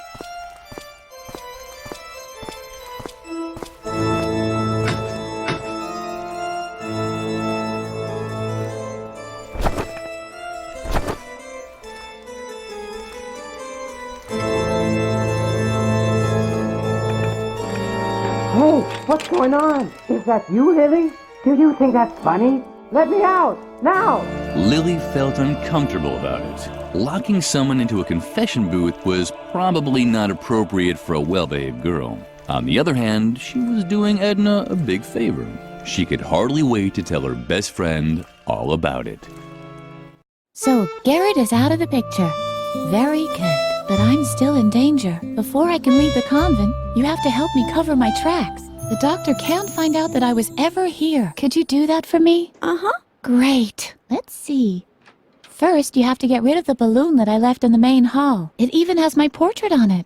The doctor would recognize me immediately. I also played with firecrackers down by the school clock. Let's just say it was part of a weather experiment, and I would have succeeded if I'd had a real DeLorean. You can't imagine how hard it is to get a lawnmower up to 80 miles per hour. And of course, you have to remove the inscription on the swing tree. It hurts me just as much as you, but I could hardly leave the doctor better evidence that I was here than that. Do you think you can handle all that? Uh-huh. Thank you, Lily. You're the best.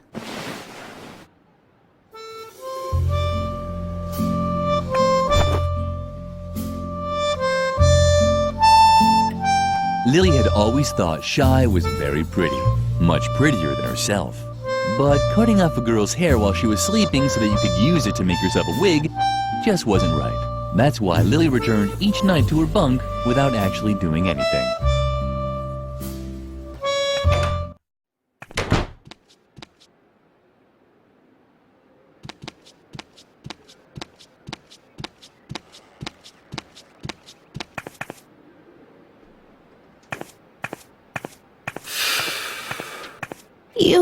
No. Another one of them. Get lost. I'm not in the mood for jokes today.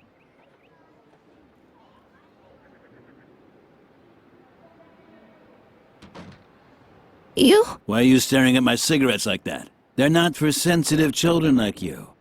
Got it?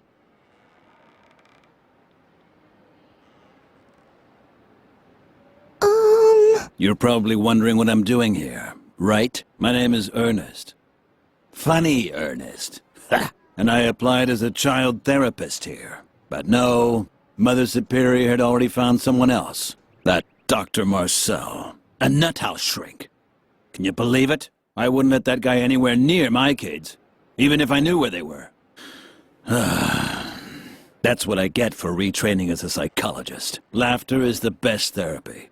Great idea. I've been waiting for a gig for months. I should have stayed a plumber.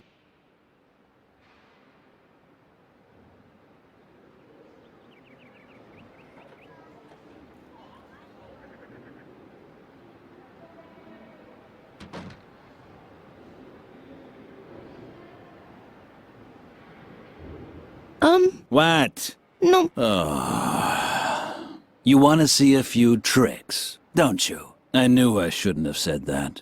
Okay. I'll make you a deal. I'll make you a cute balloon animal, and you leave me in peace, okay? Uh-huh. All right? What's it gonna be?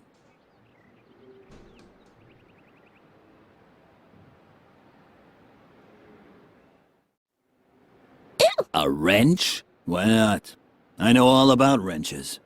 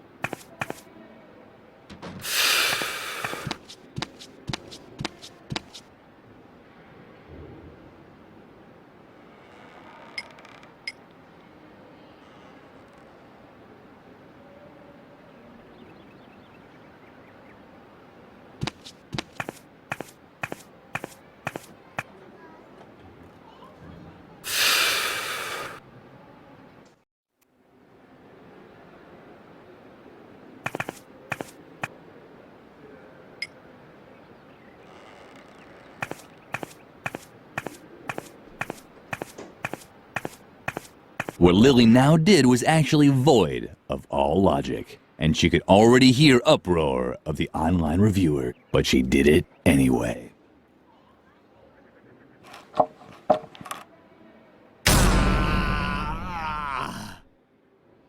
The online reviewers sounded a bit hoarse today. Maybe they shouldn't smoke so much.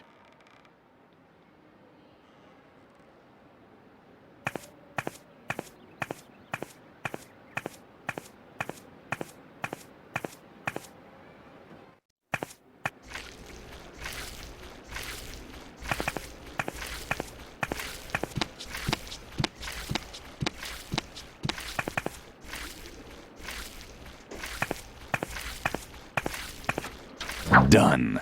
Now only 2 pieces of evidence were left to completely erase Edna's tracks. The clown had just left his cigarettes here. He must have been in a great hurry.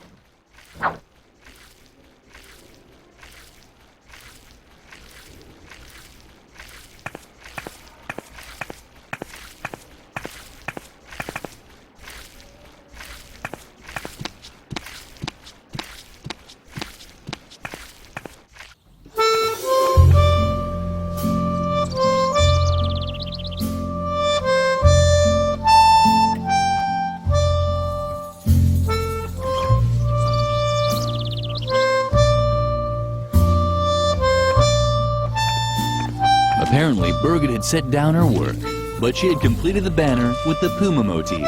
Too bad that Lily couldn't congratulate her on the good job she'd done anymore.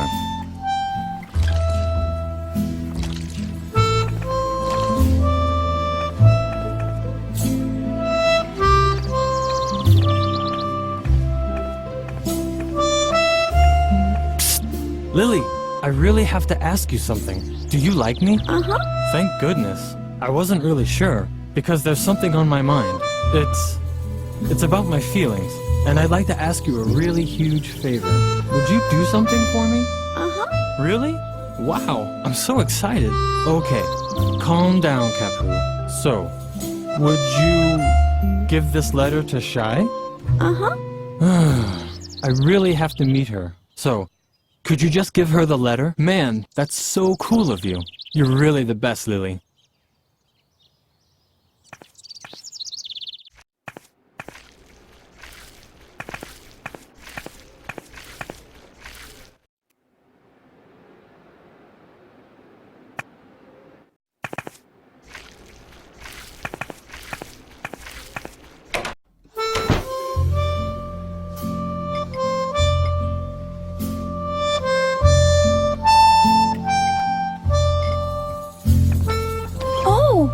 Fabulous thing do you have there? Is it for me by any chance?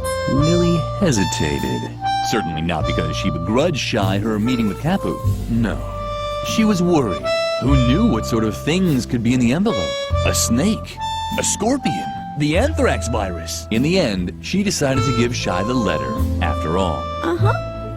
Wow! It's from Capu! A date? Oh, how exciting! I have to put on more glitter. Apparently, the letter didn't contain the anthrax virus. Thank goodness.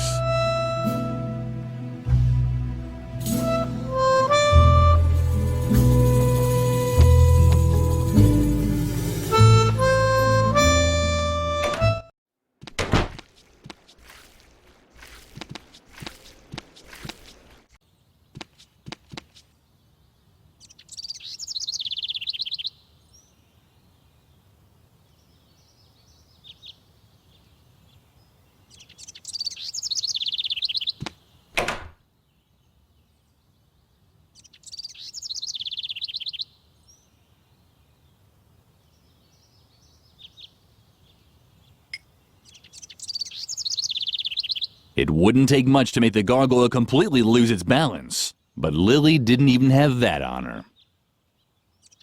The sword was almost long enough to reach the firecrackers, but only almost. Lily needed some kind of extendable arm.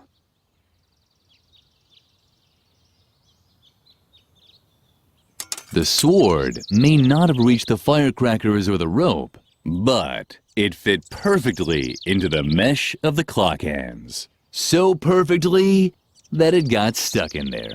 Now what was Lily to do? Wait until the gargoyle dropped down of its own accord? She didn't have that much time.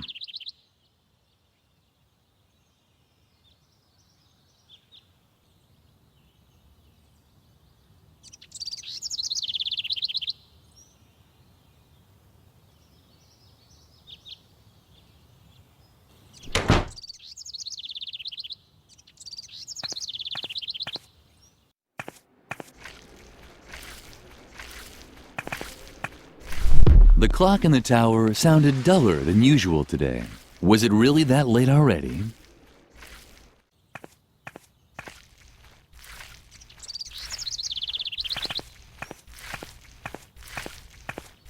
Done. Now, only one piece of evidence was left to completely erase Edna's tracks.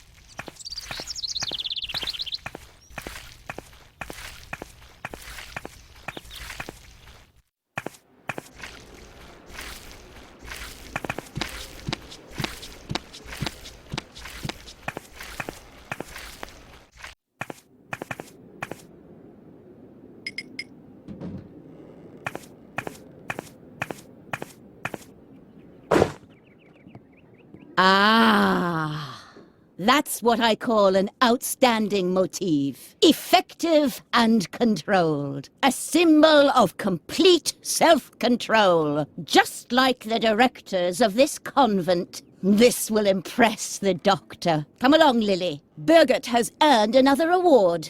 Her diligence and reliability will be rewarded with a celebration. Lily almost jumped in the air with excitement. There hadn't been a celebration in the convent for a very long time. Mother Superior had already begun the ceremony when Lily entered the classroom. It was a lovely celebration. The only odd thing was that Birgit was nowhere to be seen. And I hereby award you a Golden Girl Scouts badge on a ribbon. Your embroidering skills and excellent sense of duty are a superb example to your fellow students. You, Birgit, are a textbook example of how strict and systematic guidance can result in great achievements. Ah, Lily, follow the example of your fellow student and do some cleaning. If only all children were as conscientious as Birgit. The celebration was very short, but Lily enjoyed it anyway. This was probably the best day of her life.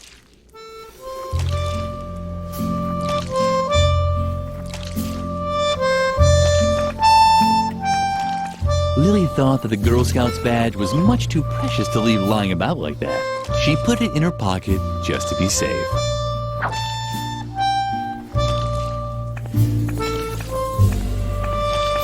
The cake was meant for Birgit and no one else. Lily didn't even deserve to lick the pastry shell.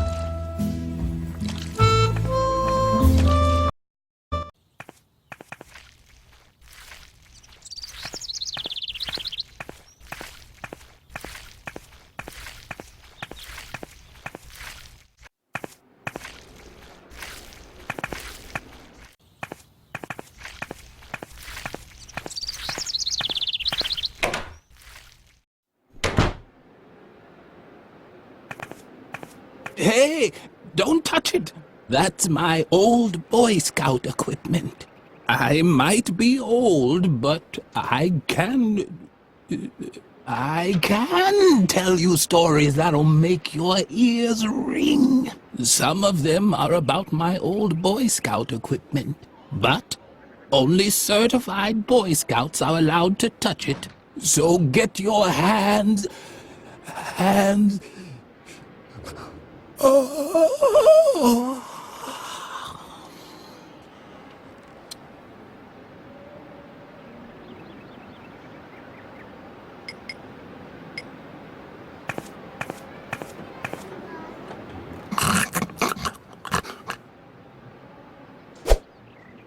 But that's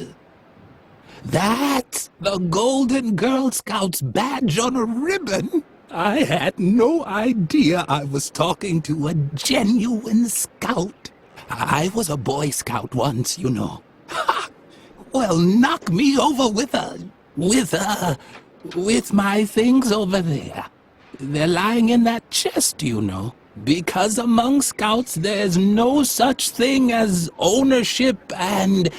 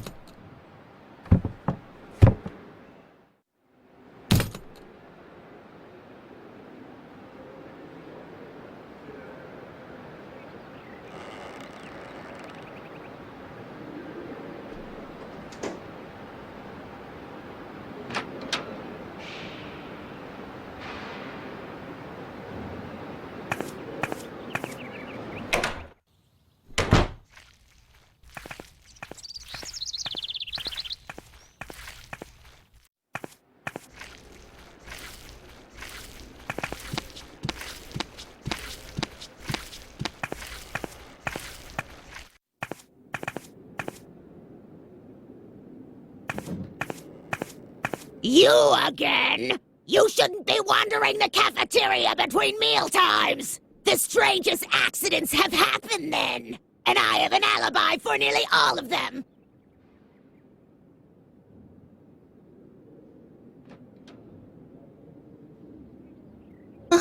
Anything else? Do I have to explain it to you with puppets? Mealtime ended long ago! The only thing that I'm still cooking today is food for Mother Superior's cat! And the food for Mother Superior herself! Or I should say I would. But my knife disappeared. And on top of that, the stove in the cellar has gone out. So I couldn't cook anything anyway. However, the most important thing is that Mother Superior still wanted to send a recipe to me. You don't happen to have it on you, do you? What do you have there? Is that my knife? Uh-huh. It's just unbelievable that a little brat like you is running around with a knife! Let me tell you, the youth of today are as rotten as next week's canned goulash! Don't you know how much damage a knife like that can do? Uh-uh. Should I show you? Uh-uh. You see? So hand it over before you hurt someone! Unbelievable! A little girl with a knife! So irresponsible! Here! Take this chainsaw instead! Now that I have my knife back, I won't need it anymore!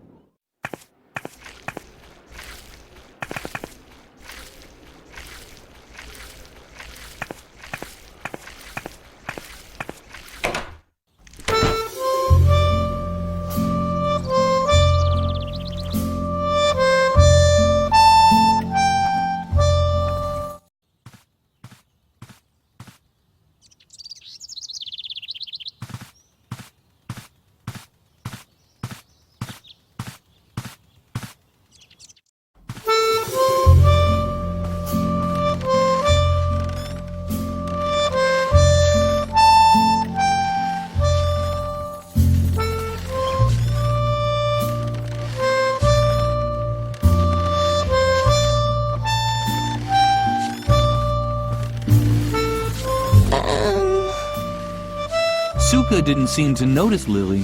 Lily didn't hold it against her. She didn't need Suka's attention, so why should she long for Suka to fall off the swing and break all her bones? There was no reason at all to have thoughts such as these.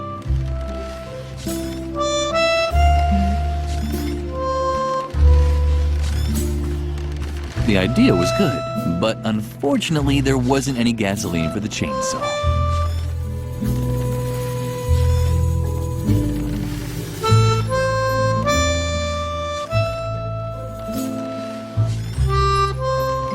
Lily had a brilliant idea. High-proof alcohol was an excellent fuel substitute for the gasoline chainsaw. Mother Superior would really be proud of her.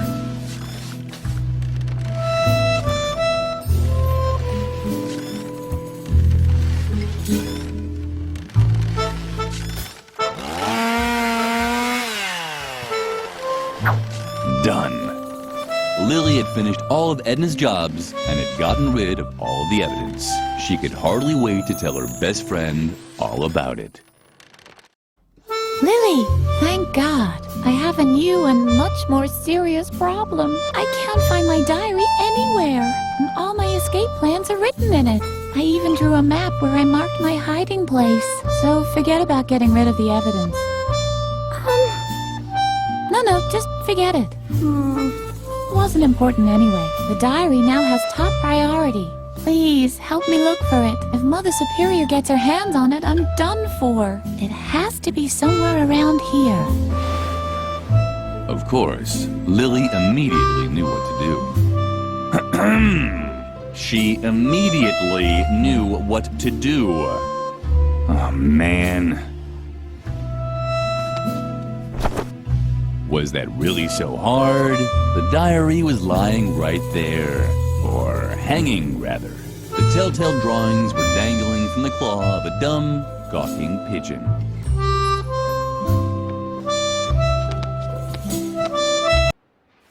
The moment Lily tried to grab the diary, the pigeon rose in the air and carried it to the roof of the convent, where it disappeared in the rafters above Mother Superior's office. Gawking certainly wasn't going to help. Once again, Lily's path led her back towards the lion's den.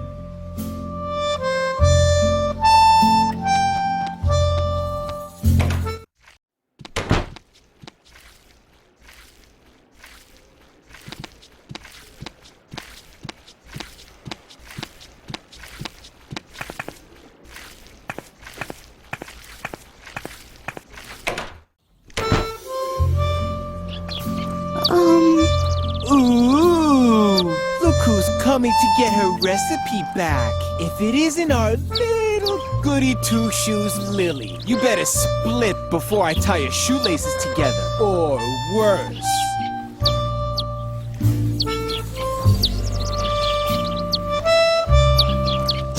What? Now you're upset? Did the nasty boy bother you again? You're such a crybaby.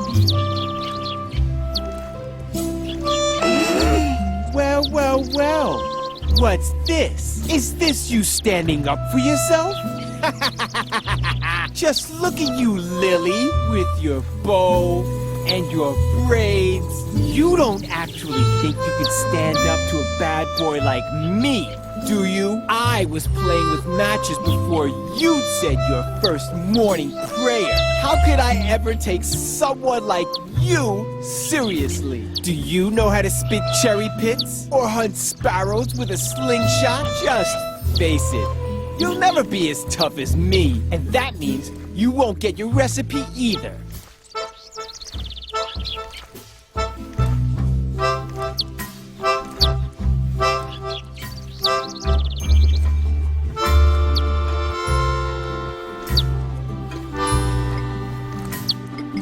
Hooray! The marbles were the perfect ammunition for the musket.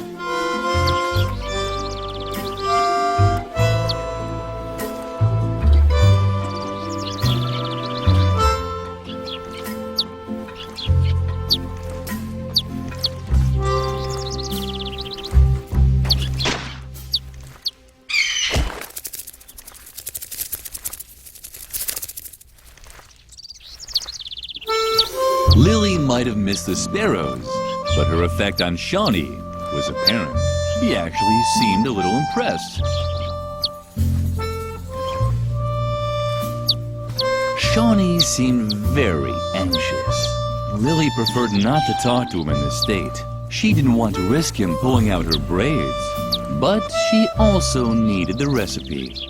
What could she do to get a nasty boy like Shawnee to calm down? Lily had heard that cigarettes were supposed to have a soothing effect.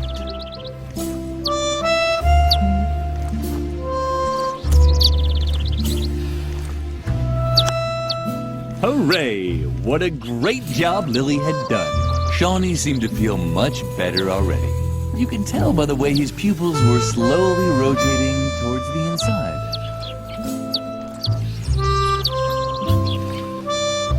Shawnee wasn't responsive. The cigarettes had made him indifferent.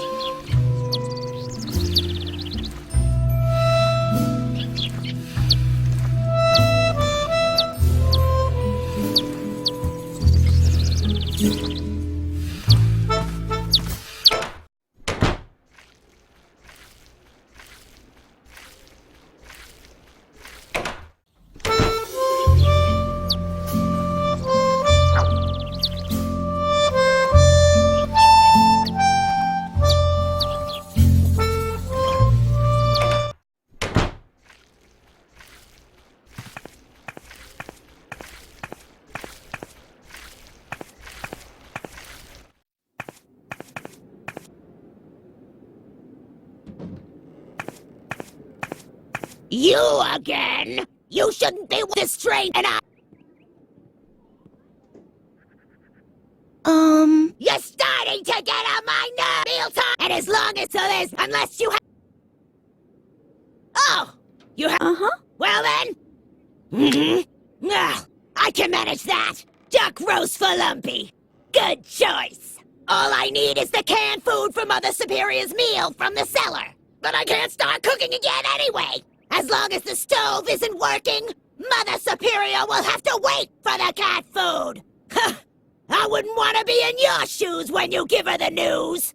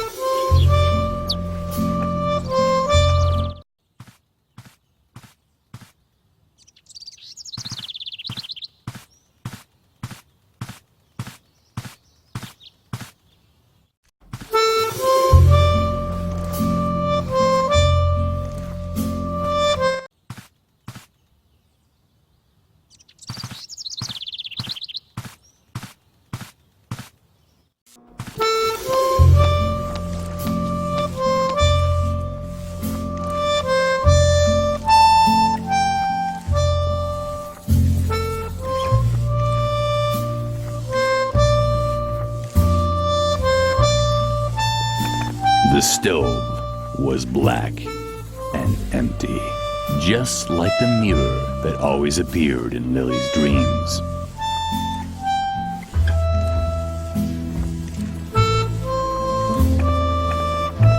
This had to be the canned food Doris was talking about. Lily selected pigeon flavor.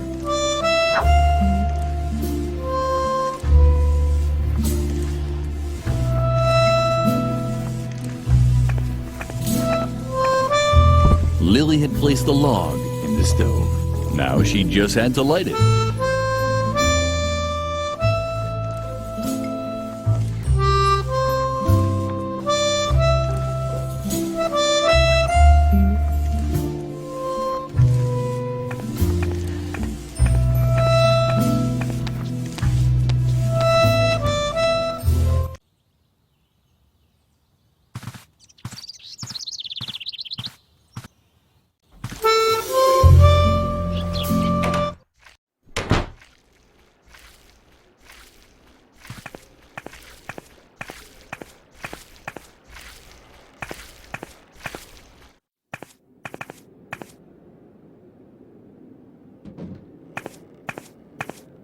You again? You shouldn't be wandering the cafe and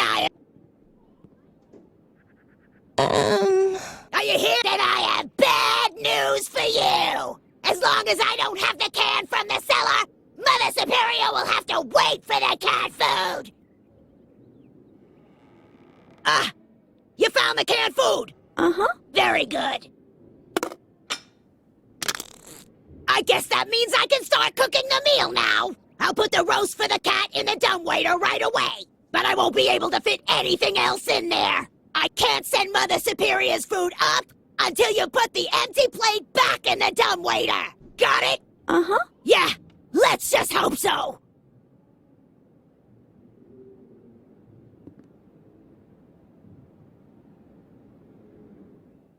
You don't have to say anything. I already noticed. I'll put the roast for the cat, but I won't. I got it? Uh-huh. Yeah.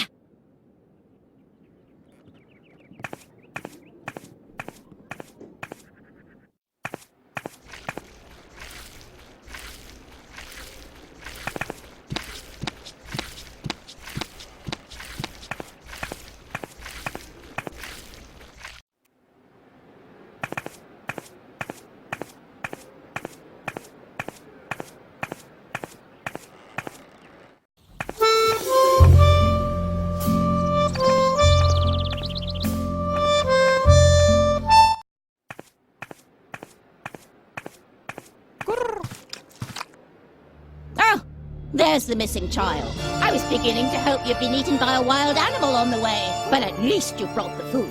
I have to finish a few tasks now. Feed Lumpy while I'm gone. And don't even think about leaving the office before the work is done.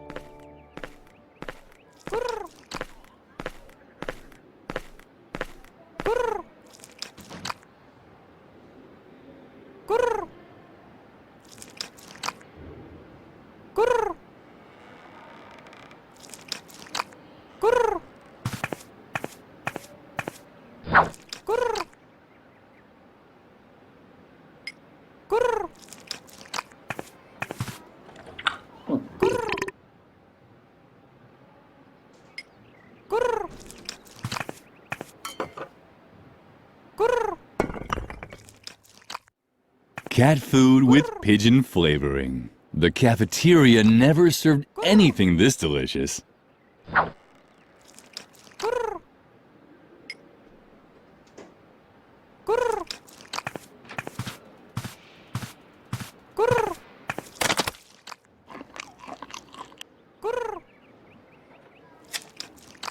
Lumpy obviously enjoyed the pigeon-flavored cat food, and it really looked like he already had an idea where to get second. Too bad the wall was too smooth for his claws.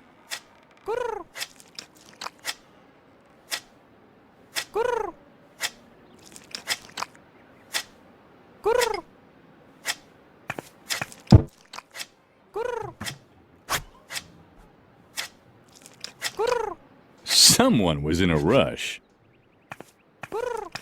Oh, that's what Lumpy had smelled. The pigeon that had stolen Edna's diary was sitting on one of the beams.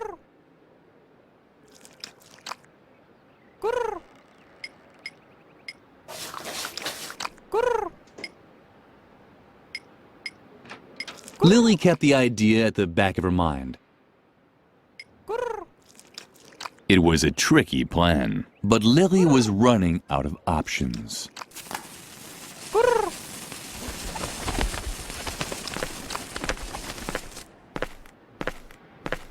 My goodness! I see that Lumpy has finally had a meal. Why, this is quite a surprise. Perhaps all hope is not lost for you yet after all. And now leave me alone.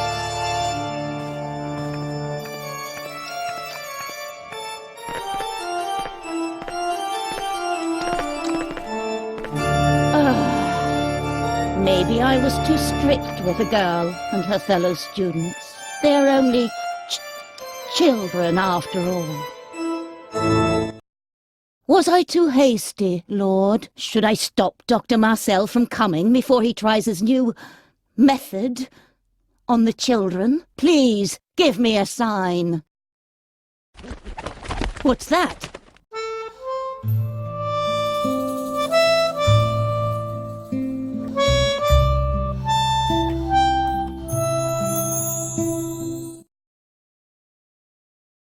dove? Or at least a pigeon of peace? Is this your sign? Should I spare the children? Oh, Lord, thank you. What?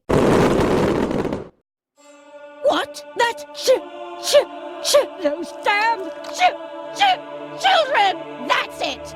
I finally reached my limit!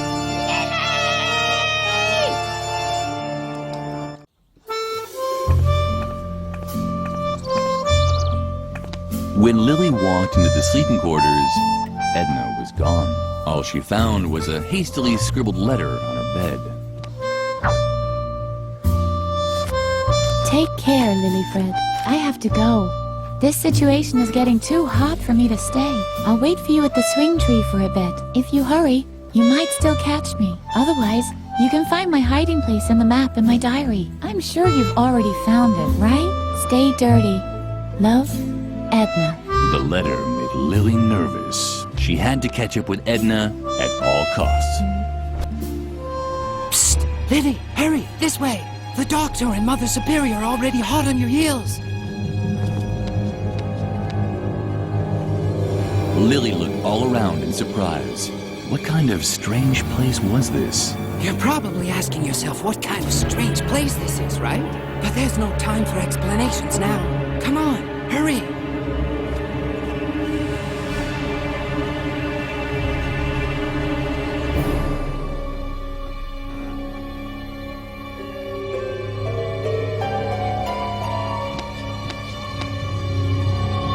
Stop dragging! Let's go!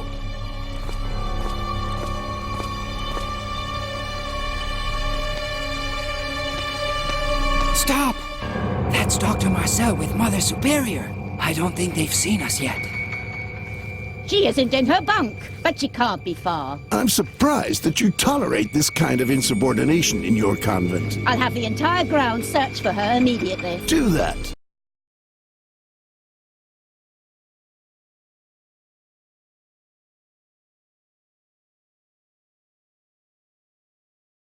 Do that. All of this seems unpleasantly familiar to me. Let's go! This is our chance!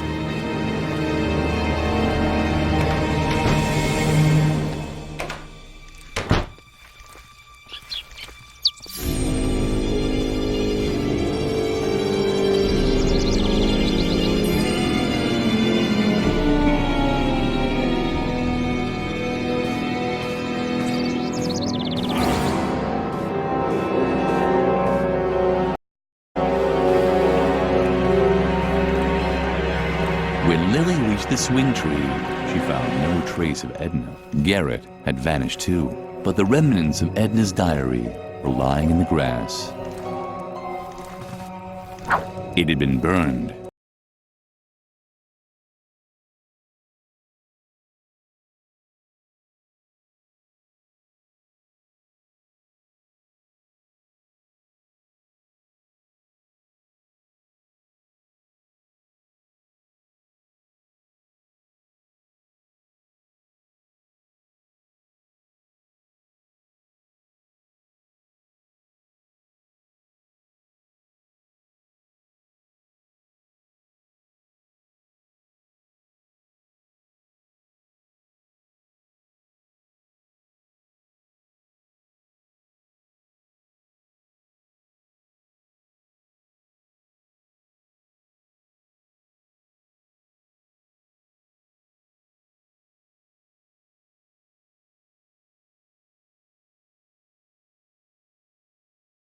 Only the map of Edna's hiding place could still be deciphered.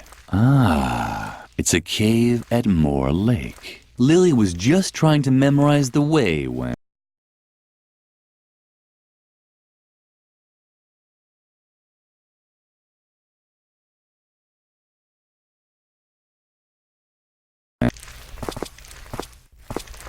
Psst, Lily! Hide! Dr. Marcel and Mother Superior are coming! Oh no! Too late! There she is! Ha! You probably thought you could escape my examination, huh? Or is there another reason for disobeying Mother Superior's instructions? Uh-huh. Well, Let's hear it. Entertain us.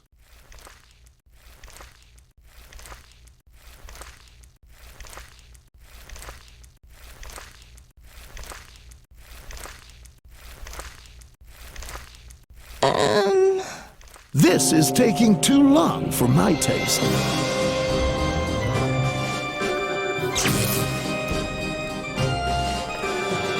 Was that really necessary? Not really, but it brought some satisfaction to an old man who has had to deal with defiant children one too many times.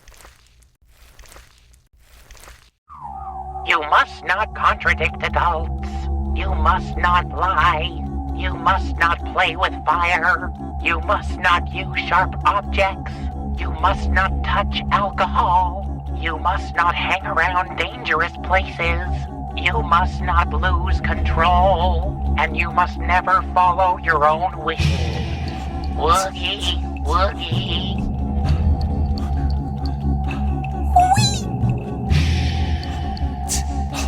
Woogie, woogie.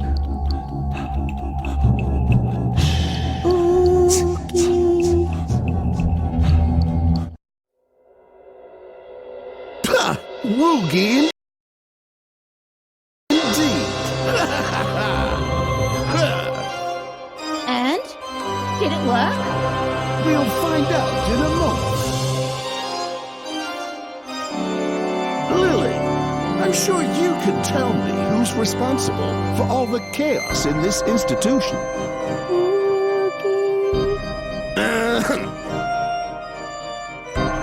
The chaos, Lily. Who's responsible? Now start talking, you useless Remain calm, Mother Superior. She'll answer. She'll answer. Do you know the answer, Lily? Who's responsible? You can tell me, can't you?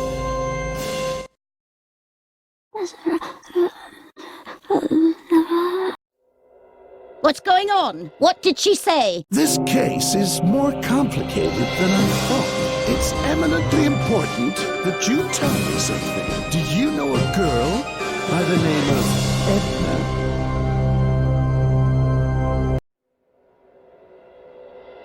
Why do you ask? I think I've just pinpointed the root of all this evil. It's good that I was able to install all of the important behavioral blocks inside Lily with the aid of my new hypnotherapy. Hypnotherapy? Hypnosuggestion, to be precise. The light diodes that I have installed in the eyes of this stuffed rabbit help me take direct control over Lily's free will. From now on, she will behave very calmly. But here, just try it out for yourself. Try it out? That's right. She's now as obedient as a little lamb. Well... Go ahead. Lily, serve the doctor and me some tea. Bravo! Ha ha ha! Well, I'm thirsty anyway. What do you say now, Lily? Would you like to serve her some tea?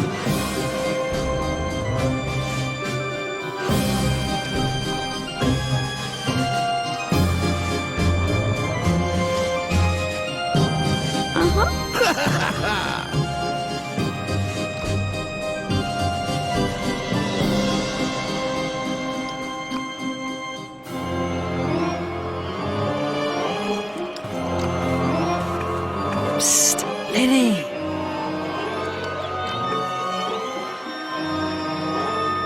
Don't be afraid, Lily. It's me, Garrett. Please, stay calm. You were hypnotized by Dr. Marcel, and now you're completely in his control.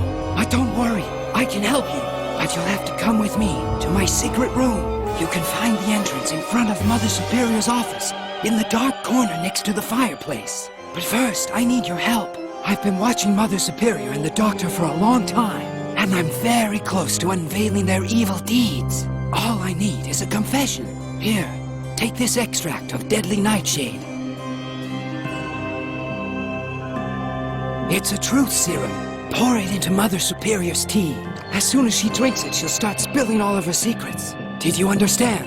Uh-huh. Excellent. Lily, what are you doing? You're supposed to be making us tea, not staring at paintings. Don't be so harsh on her. Lily will complete her task. But I have to confess that I have also admired your gallery. I'm especially interested in this embroidery over here. It's a bit unusual, don't you think? Oh, that one. It's just an old keepsake. Hardly worth mentioning. I can't even remember hanging it there. You can't? Interesting. What is it actually an embroidery of? An 8-legged unicorn? It's only the embroidery of a dumb, irresponsible child. Nothing else.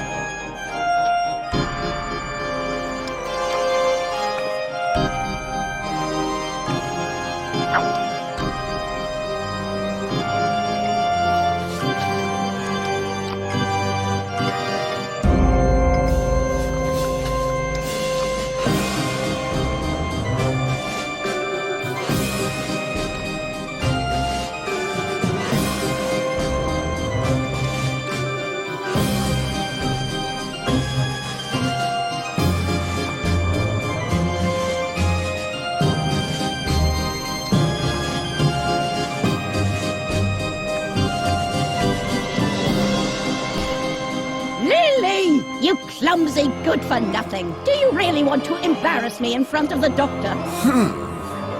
That is strange. The hypnosis is foolproof.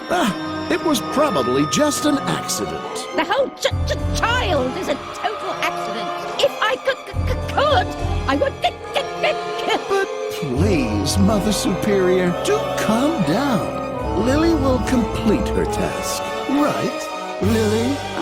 Well then, please bring her some more tea, okay? Be so kind. Lily didn't show it, but she was close to panicking. Serving more tea was no problem, but where would she get more truth serum from?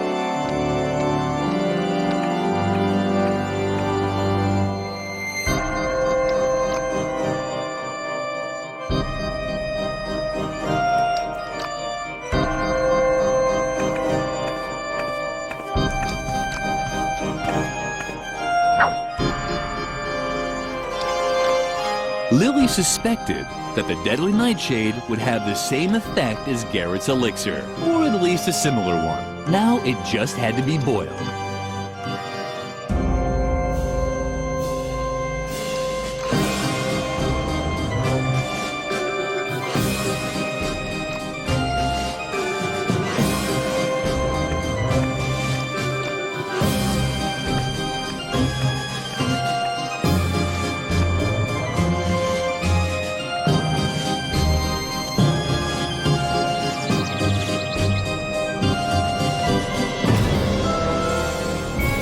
Lily, you're not going to play with fire, are you?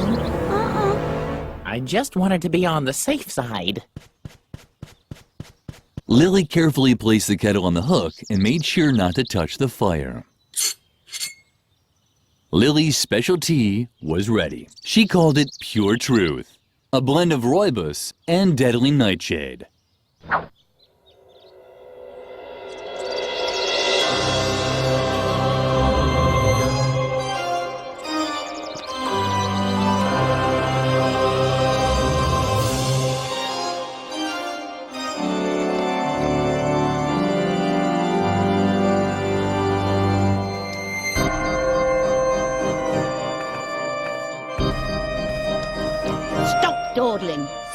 doctor and I some tea. Be patient.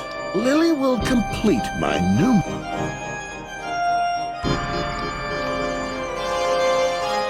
Finally, it's about time. Stupid chop, chop, chop.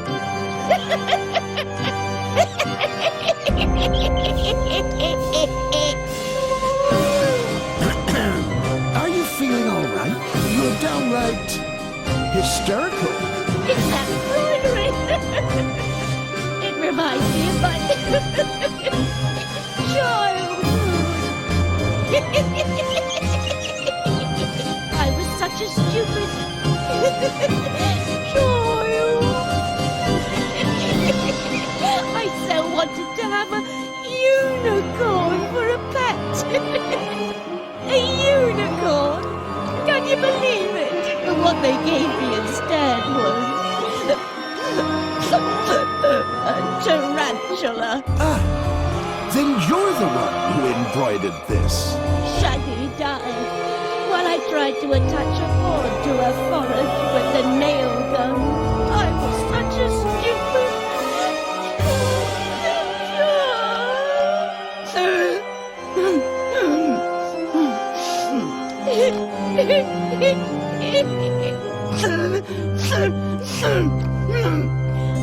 I loathe children. I understand. The adults seem to be busy with adult problems. This was Lily's chance.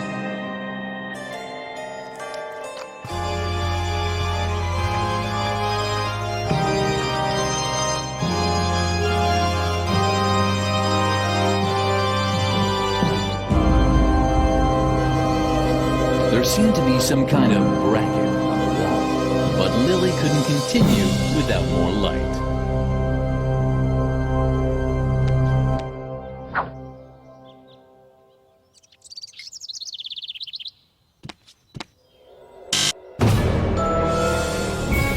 Hello, Lily.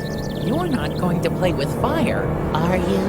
Of course you don't want that. You know that Mother Superior has forbidden it. Something weird was happening here.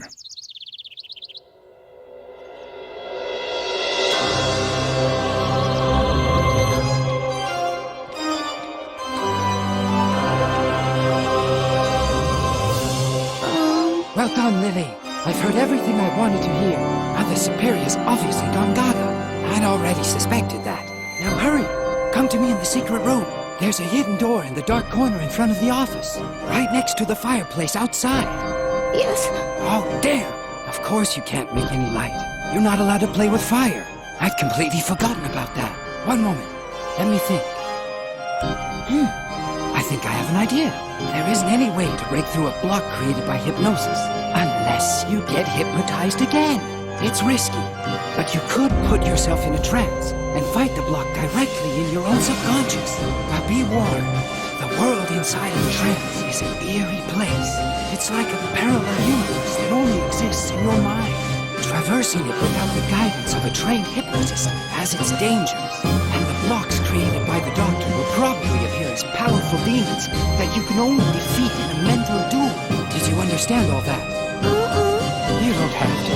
Not yet. Just use the stuffed rabbit to hypnotize yourself. Once you're in a trance, look for the inner demon that's preventing you from making a fire, and destroy him. The funny rabbit with the glowing eyes was sitting indifferently on a chair.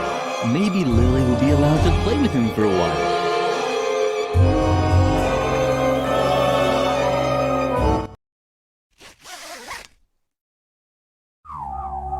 You must not play with fire. Woogie. Oogie.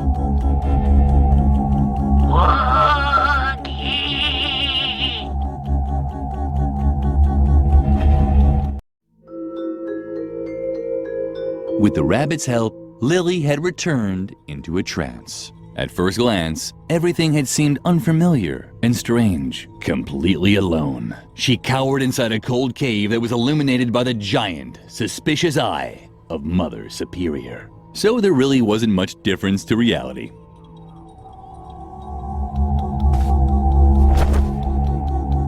Ow! The dust! My eye's burning! Who was that?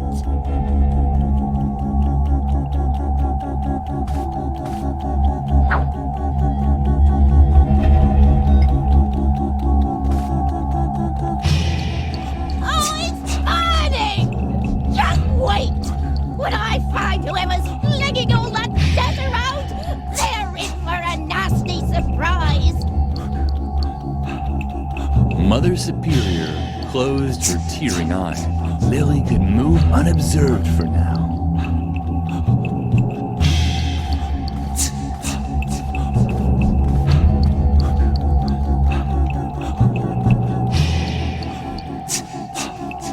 Ah! My eye's burning!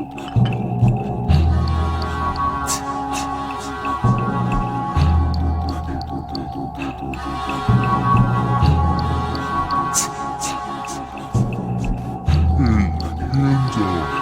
I need that silver.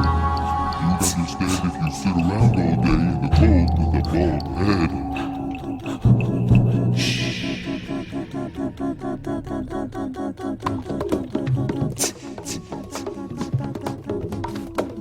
Lily had enough ribs. They were easy to count, but Mother Superior had forbidden it because it ruined her appetite.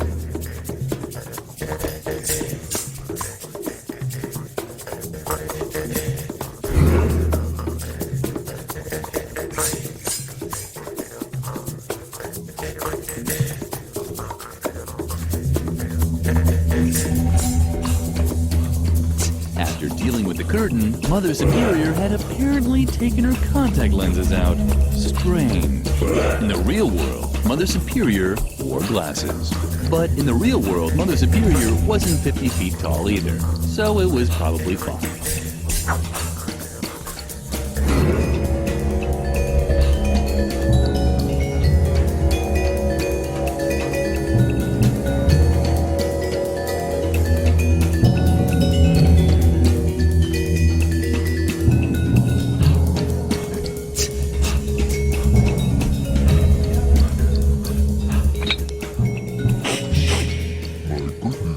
What's that?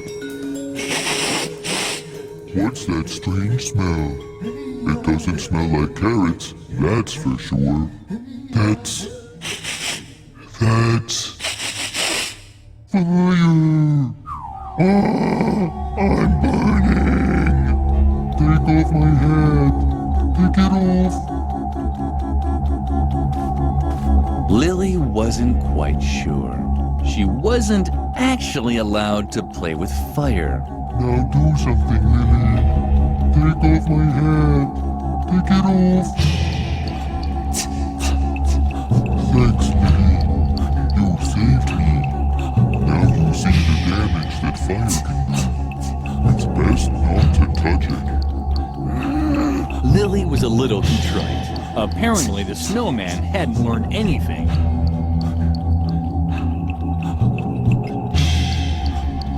What's happening now? Hey, stop that. No, don't. No.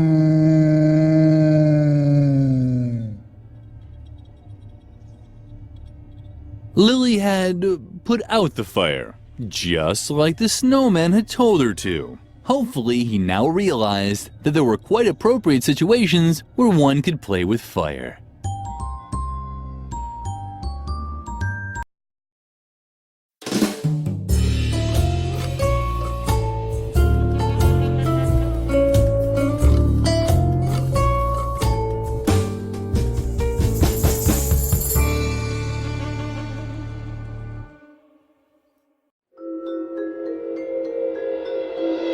Congratulations! Lily has acquired a new skill. She can now get around the ban on playing with fire. All she has to do is cancel it in her new Don'ts menu by clicking on it with the left mouse button. Keep this option in mind. Throughout the game, Lily will learn to bypass many other restraints using this technique.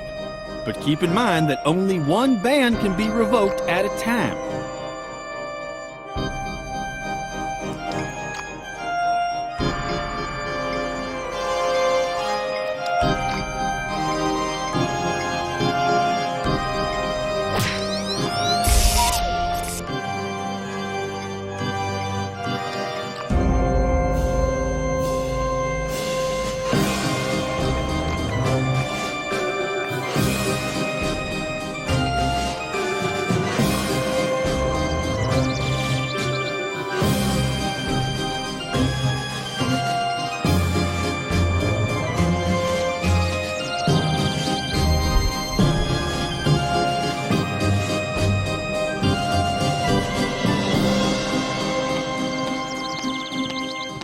With the help of the torch, Lily could finally inspect the mysterious bracket. What a surprise! It was a torch bracket, but there was still no trace of the promised secret passage.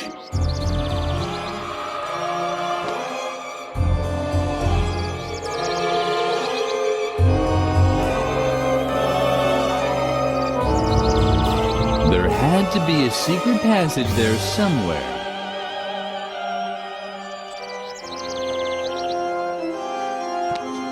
It was true! A secret passage! Garrett was right once again.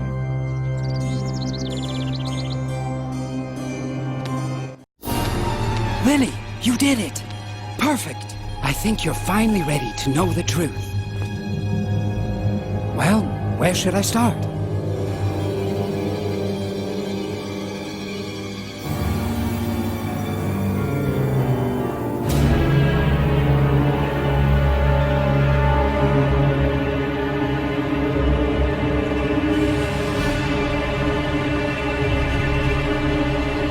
Maybe I should introduce myself first. My full name is Chief Deputy Garrett Gordon Gardengore.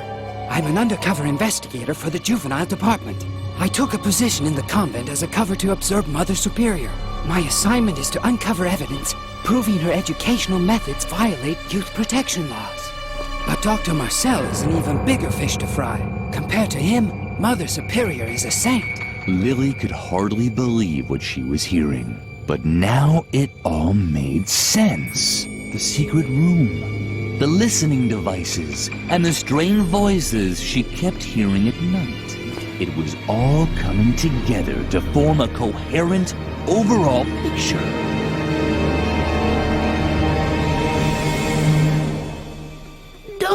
Let me finish. As I said, Dr. Marcel is a much bigger fish. The police has been after him for a while. He's suspected of using illegal therapy methods that rob children of their childhood. And the hypnosis he subjected you to confirms this suspicion.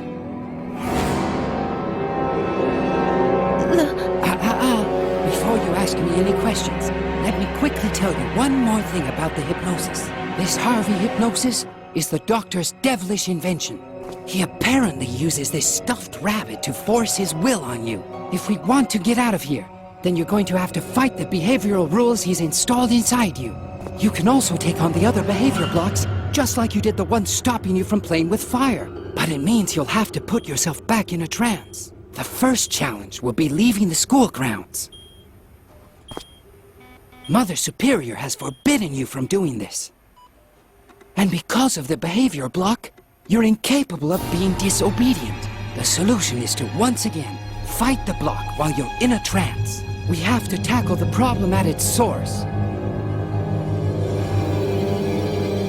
Call the police? Ha!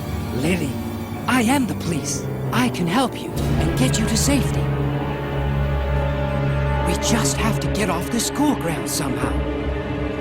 I think the best way is to follow in your friend Edna's footsteps. But first, I want to answer any questions you have. So? No questions? How disappointing. Oh well, okay. Let's go to the tree swing.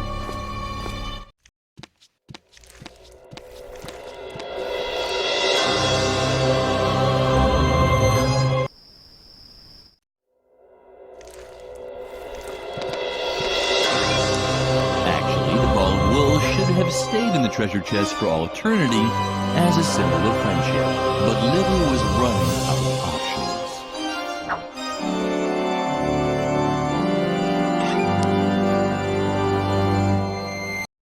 Thanks for checking out my video. I hope you enjoyed it. Please feel free to post some feedback down in the comments section below. Also, please consider checking out the description for relative links and links to some awesome channels I tend to hang out with from time to time. And until next time, take her easy.